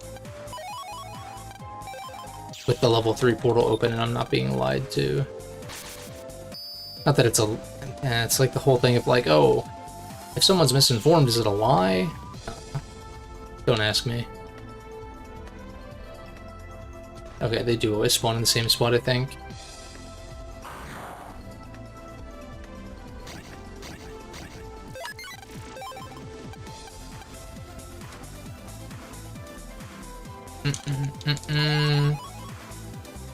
Also, I might be able to get the last wide shot 3 I need. It's possible. I'd have to check. It's probably one that I need from a specific virus. So I don't know if that would be the EX variant or not. But I think that's the next one on the list anyway. But before I leave this area fully, I'll check.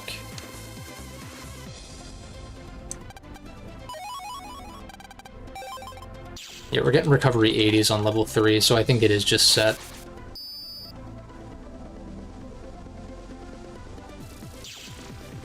Like the pool for GMDs are set.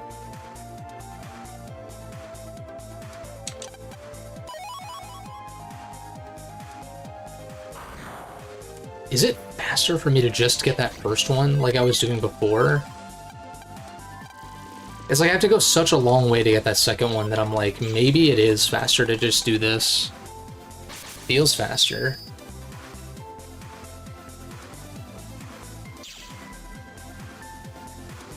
Especially because it's like, oh, run into this dead end and then run out of the dead end and then get back on the main path. There it is.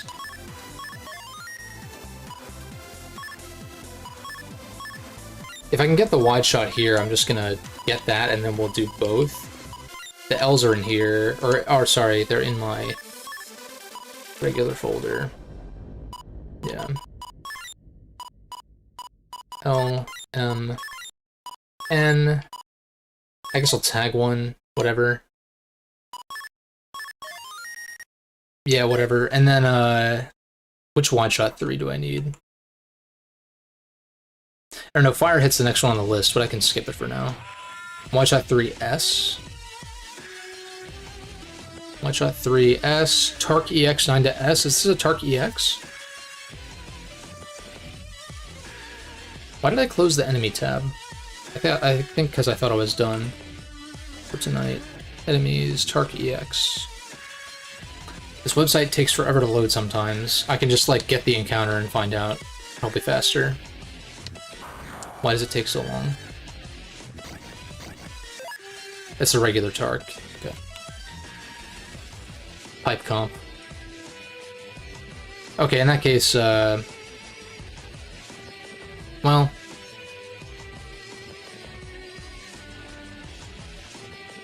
yeah... Okay, in that case, let's just do Fire Hit first, then. Fire Hit 3E. Fire Hit 3... Chimpy EX. Dumpling comp, that makes sense.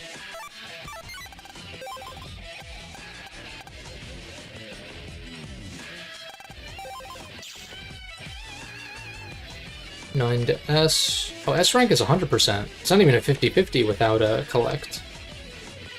Interesting.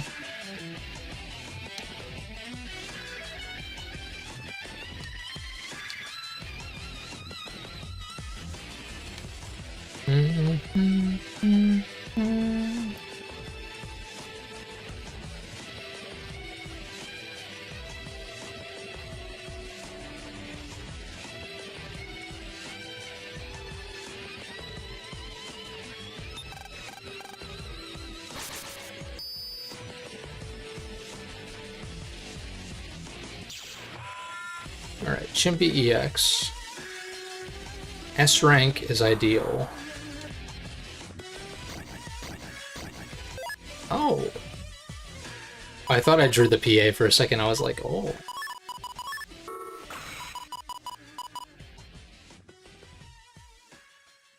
I feel like this just kills without color points, so I guess it doesn't hurt to just do it. Do it.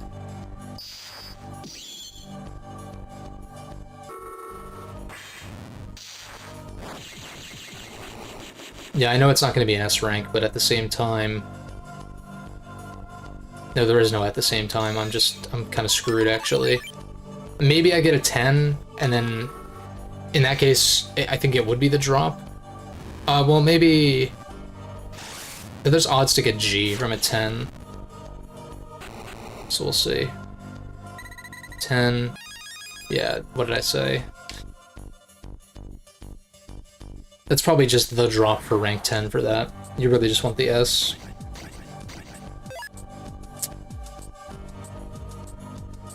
Tagging the Vulcan is really bad here. I don't know why.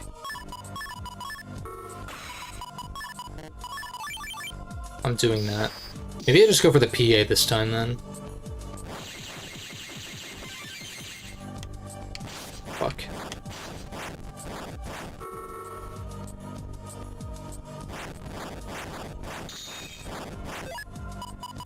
Can we not do this? Wait, if I triple delete, maybe it'll,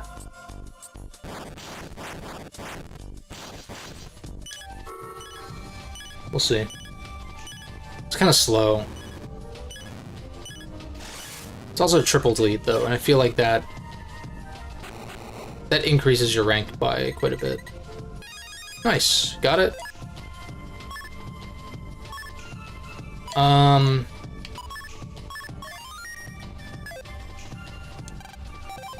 just gonna, like, go to the doghouse or something.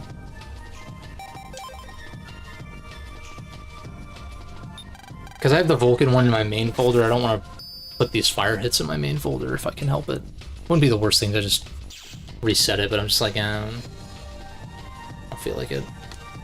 So I'll go for the Vulcan one here. With this folder equipped, I'll fix the folder.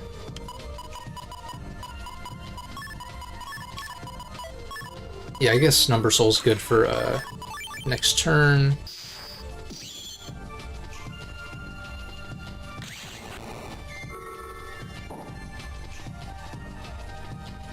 We just wait for the Vulcans to show up in my hand.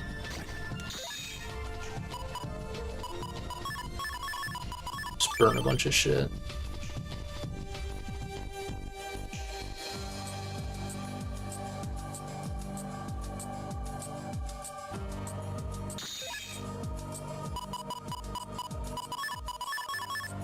I should use fast gauge. Speed this up a little bit. Just a bit. I guess I'm not running full cust. Am I? No, I don't. Yeah, I must not be, right? Because I had the 2 Shadow Men, fast gauge, Proto Man. Oh yeah, Proto Man's the one that is just there for mobs. It's not like actually a part of the folder, really.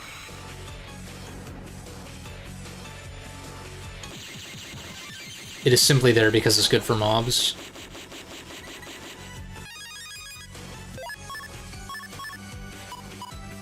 Okay. Sub these out for L's again. I feel a sneeze coming, maybe.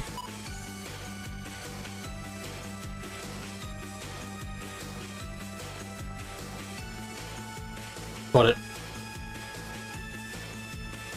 Okay.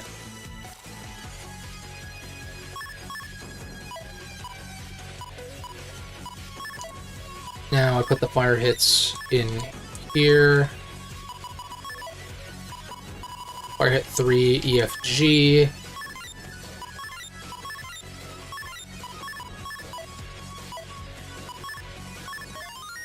"35 hours on the dot."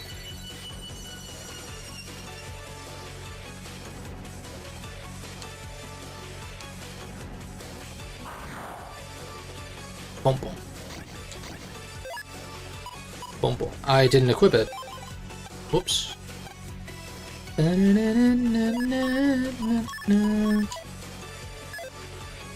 boom. Boom, boom. It doesn't even matter if the tempo of the song lines up with Mega Man's run. It like always looks like he's running to the music. You love to see this. You love to see it, don't you? Boxer 3.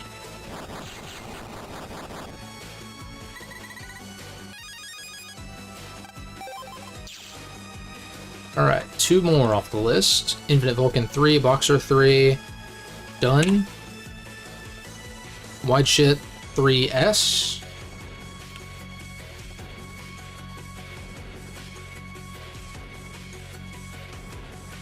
Right, this is Pipe Comp 9 to S. Okay. Again, don't know where I'm going.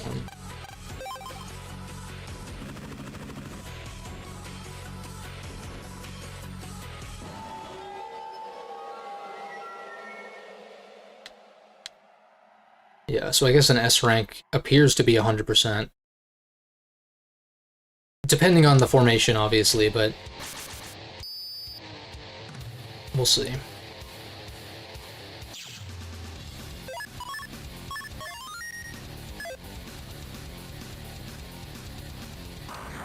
Yeah, I think next time Mega Chip farming would be likely what I'll do, especially if I knock these out.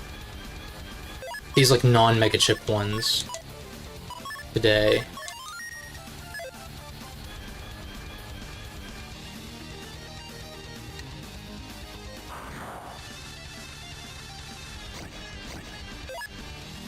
Okay, that is the enemy I need.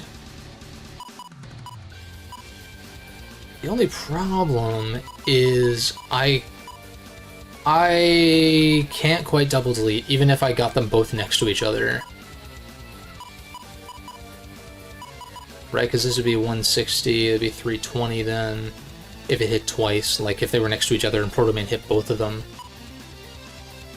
So, in that case, what do? I fast gauge Number Soul and just pray, like chip them this turn and then pray that I can one-shot the next turn. And that gives... I guess a rank 10 is a 50-50. But with Collect On, that's not really the case, unless Hot Body is the rank 10 drop. That was really good for Chip.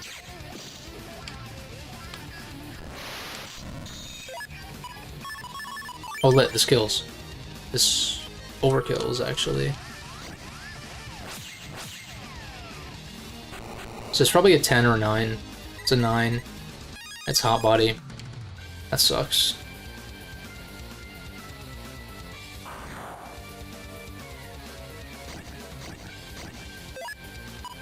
Looks promising.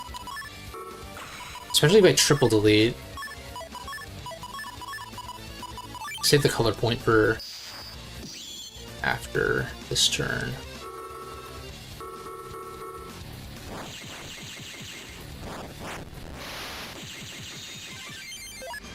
Okay.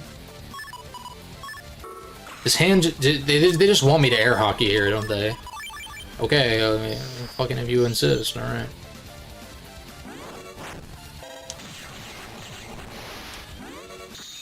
It's unfortunate because it's not a double delete. Also, I'm fucking throwing. This is like a fucking 7 or some bullshit. 6.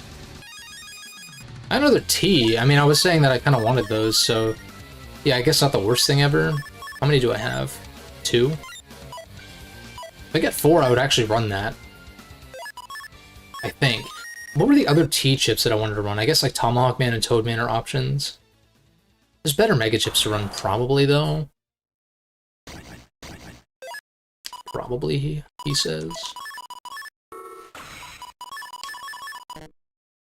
Oh.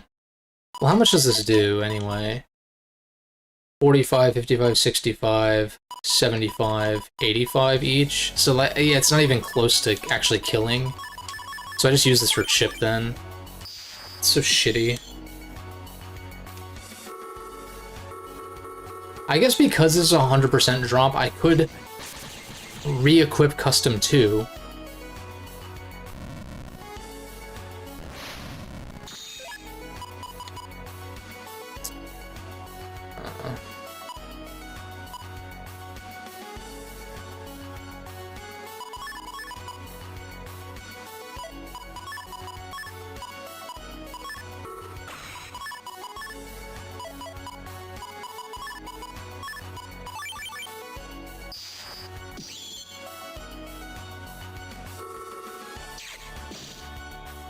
That sucks. Wait, I could actually get this. And of course I don't get the double delete because this fucking enemy sucks, asshole. That's why it's got those lips. Why am I being so disgusting? It's so stupid. Another T, okay, whatever, fine. It's like if I fuck it up, I actually get a chip that I sort of want, anyway. I guess S-Code would be better, though. That's the one that I'm trying to get in the first place. Ah. Yeah. I don't know. But then, am I really gonna run Number Soul, Night Soul, and Toad Soul on, all in one folder? I mean, I guess it's not the worst thing ever.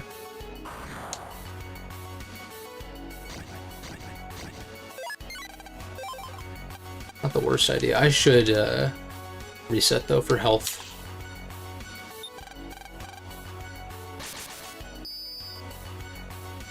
I'll figure out my eventual folder setup later. It's just Shadow Man is so weak. The Shadow Man chips are so weak without buffs. And like with buffs, they're nice, especially with full synchro. Typically I'm using it with Number Soul though, so there's no full synchro. And I guess it's particularly good against single target, like just boss fights.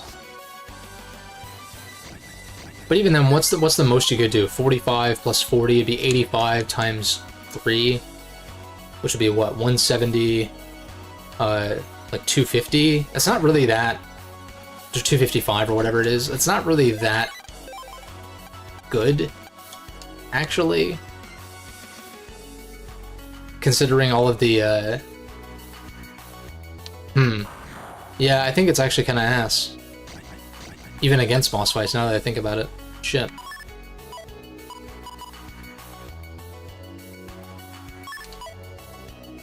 I run into the same problem here. I guess if I can lance the Tark and then get them to both be next to each other.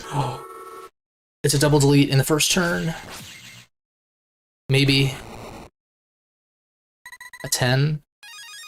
Fuck. Okay, well. That's the 4th wide shot 3T. It sucks. How the fuck are you supposed to S-rank these guys, like, actually? Volcust, wait.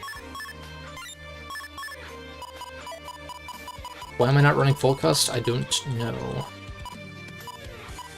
Full Cust is better than Fast Gauge in this case if I have to do it in one turn. Oh wait, Fast Gauge is a standard chip. But you don't really, there's no reason to run more than one unless you're trying to counter someone else's slow gauge or whatever. Oh. I was just talking shit about Shadow Man's chips. Toad Man's worse, though.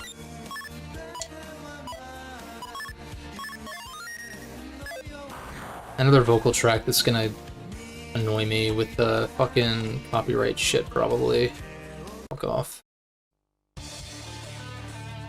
just remove them from the playlist, or from the queue when I stream, but it doesn't matter that much. I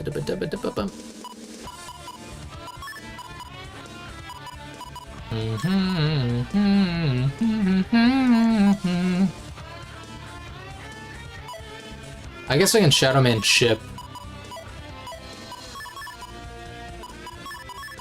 Yeah, this works. We Chipperoo.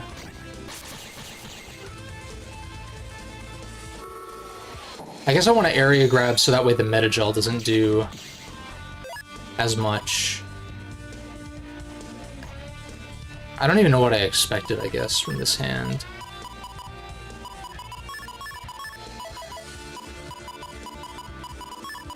Well, I guess if you color point Shadow Man, or double point even, that would be insane. Actually. I think I just need double point. Color point, because that's plus 30. Be like 70, 80, 90, could be up to 100 per. So that's still only 300 damage though, which is really not that good.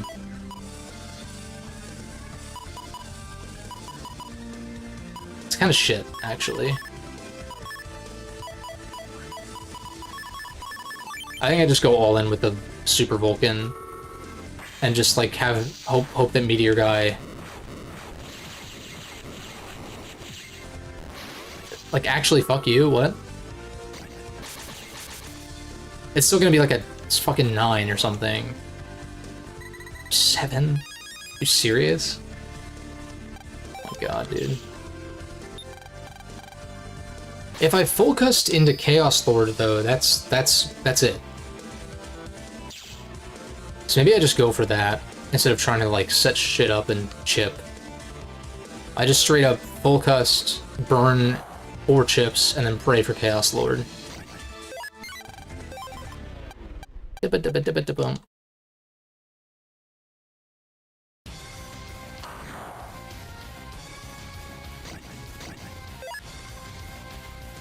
Yeah. I mean, I think it makes sense to number Soul at least. And I guess the thing is, like, it doesn't even hurt to do this because it's not really taking up that much time. I just need to double delete for sure.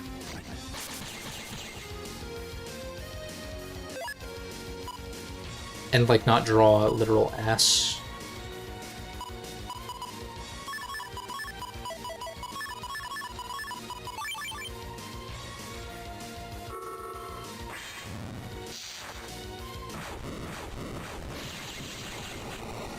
Okay, I mean, that was pretty shitty, because it's not a double delete. I really just need a double delete in turn 1. Like, early turn 1.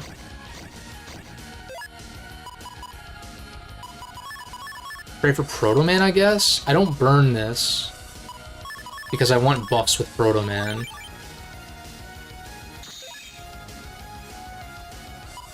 And I got jack shit, okay.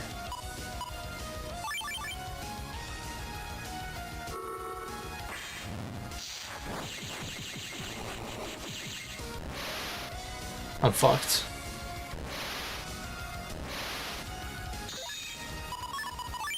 Well, I got Chaos Lord and Proto Man in the same turn, but not the turn that I needed.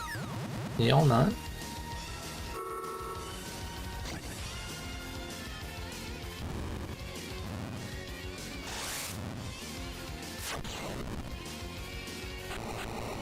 Double delete helps, but it's still, yeah, dog shit. I don't think this is gonna take this long. Can we hurry it up? I think the full cust method is actually, like, solid in this case.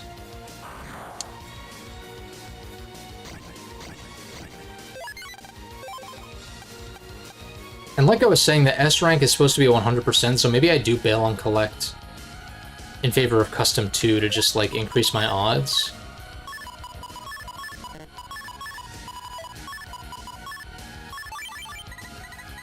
It's supposed to be 100% drop, so... The rest of the cust doesn't really matter. Not right now, at least.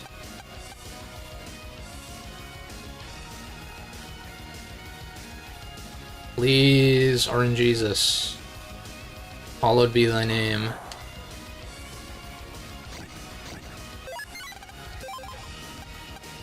Not hollowed enough, I guess. Huh, I got him. Oh.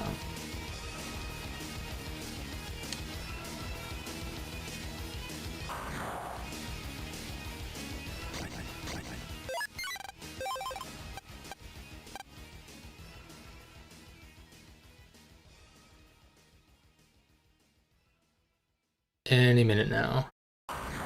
Any minute now, I'll actually find the damn... What is going on now? I guess I was just getting really lucky. It's a 20% encounter, so it's not...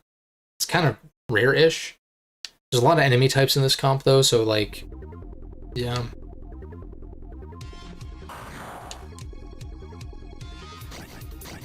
Dude!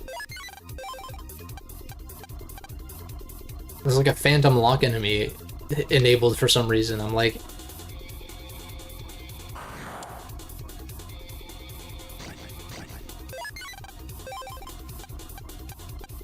It's so funny. As soon as I change to custom 2 and increase my odds of actually getting the S rank, I just don't find the damn encounter to even get an attempt on it.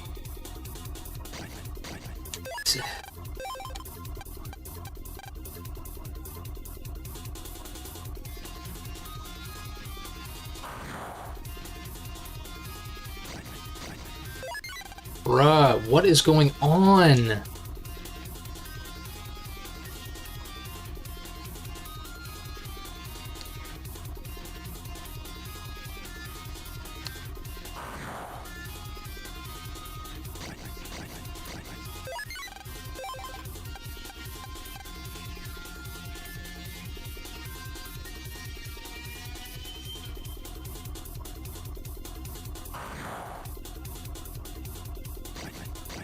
Seriously, dude. I've seen this encounter like fucking 4 times in the past 10. Or something like that.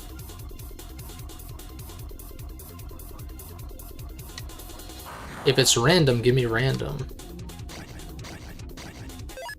This is probably the most common encounter, but...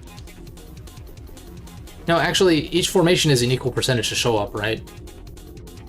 It's just like individual viruses have higher odds depending on how many formations they show up in. There we go. Wow, you did it. Good job, game. Okay. I'm just gonna fish for Chaos Lord. Didn't get it. Okay, well, this run is fucked then.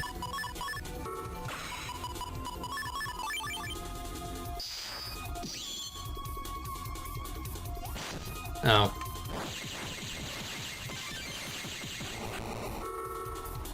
This run's fucked. Like, I'm not gonna get the drop. It's gonna be like a damn 7 or some stupid shit.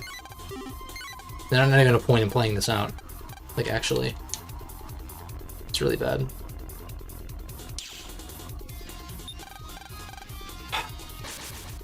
There's so few left. It's always the last few that take the longest, though. I hate it.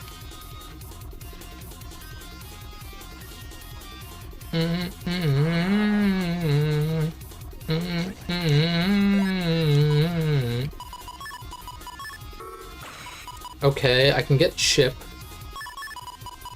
But can I get Dale? stupid. This might be the dumbest joke I've actually made on stream.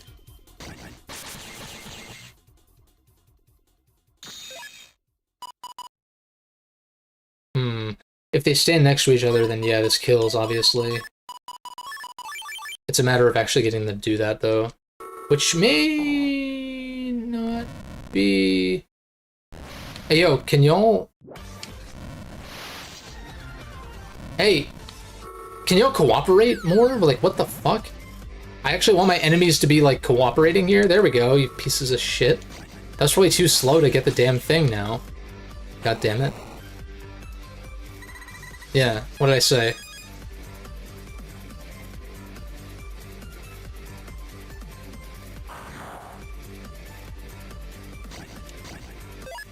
Ba-bum, ba-ba-bum.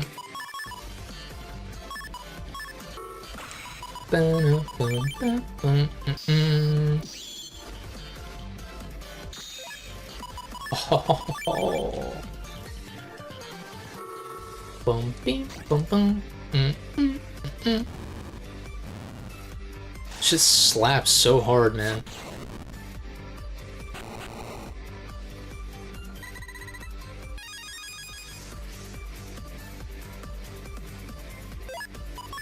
You fucking love to see it. We fucking got it. Ladies and gentlemen, we got it. I don't know if I'm memeing too much.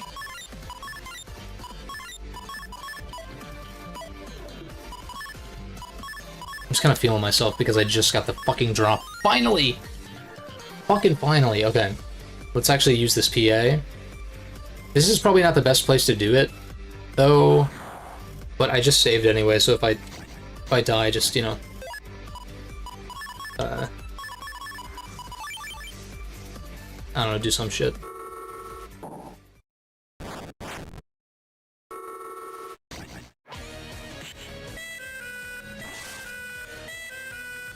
Be-da-doo, be-da-doo, be-da-doo. God, that's obnoxious.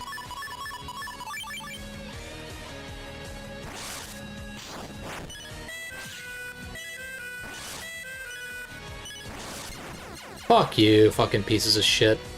I saved anyway, it doesn't matter.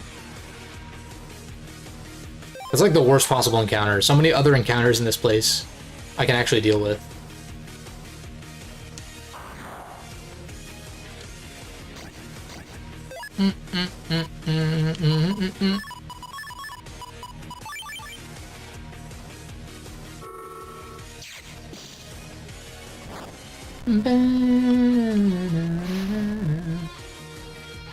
This is what I mean when I say 04 is the best OST. As far as the CD releases, at least, obviously.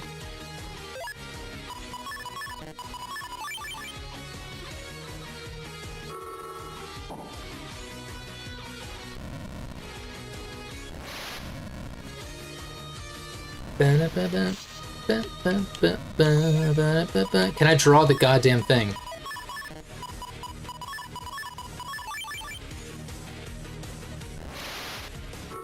Be-da-doo, be-da-doo.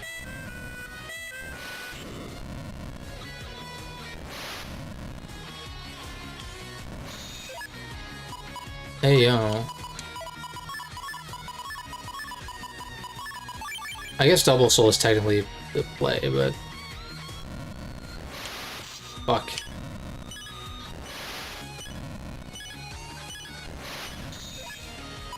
STU.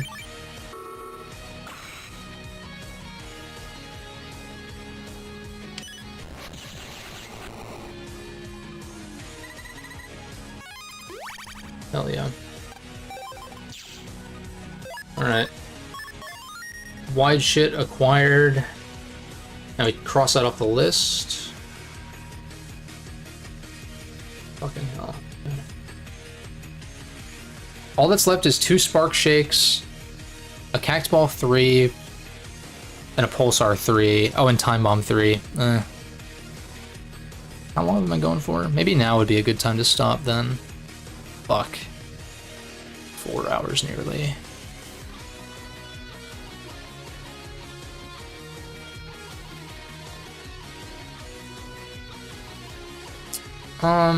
How many are left? 1, 2, 3, 4, 5, 6, 7, 8. A few of which I'm not even going to do today. Let me just see where the locations are real quick. Like, I know Spark Shake's going to be an enemy drop, so we'll skip that one for a second. Cact Ball, same deal. But, like, Time Bomb... Well, like, what is... I guess Time Bomb 3 is probably a drop. Or Chip Order, yeah. Which I do have enough Zenny to do, actually.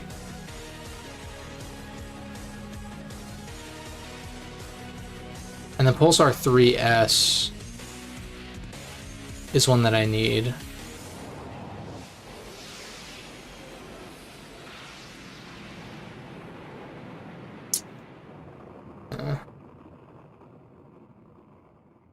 Maybe I'll do these off stream. Because some of them, if I Zenny grind enough, well, the Time Bomb I'll probably just buy. I guess. I don't know. No, I think it's time to just do some Zenny grinding.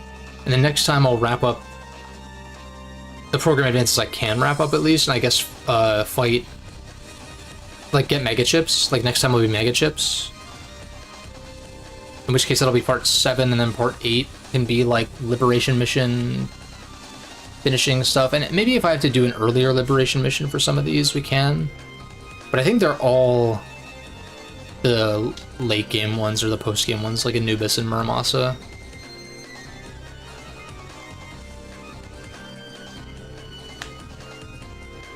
Yeah, maybe I'll do some of these off stream, maybe not. Not tonight, certainly, I'm done. Next time, Mega Chips, and the following time will ideally be the finale, whatever that ends up meaning. I guess I'd have the weekend to, like... Yeah, I'd have the weekend to farm whatever I need to farm, I guess. But yeah, solid progress. Got most of the PAs done. I don't even know what I started at today, PA-wise, but I have 22 out of 30. Most of these weren't done, so... Yeah, good shit. Have a good rest of your week. I'll catch you on Friday. And, yeah, that's it. Peace out.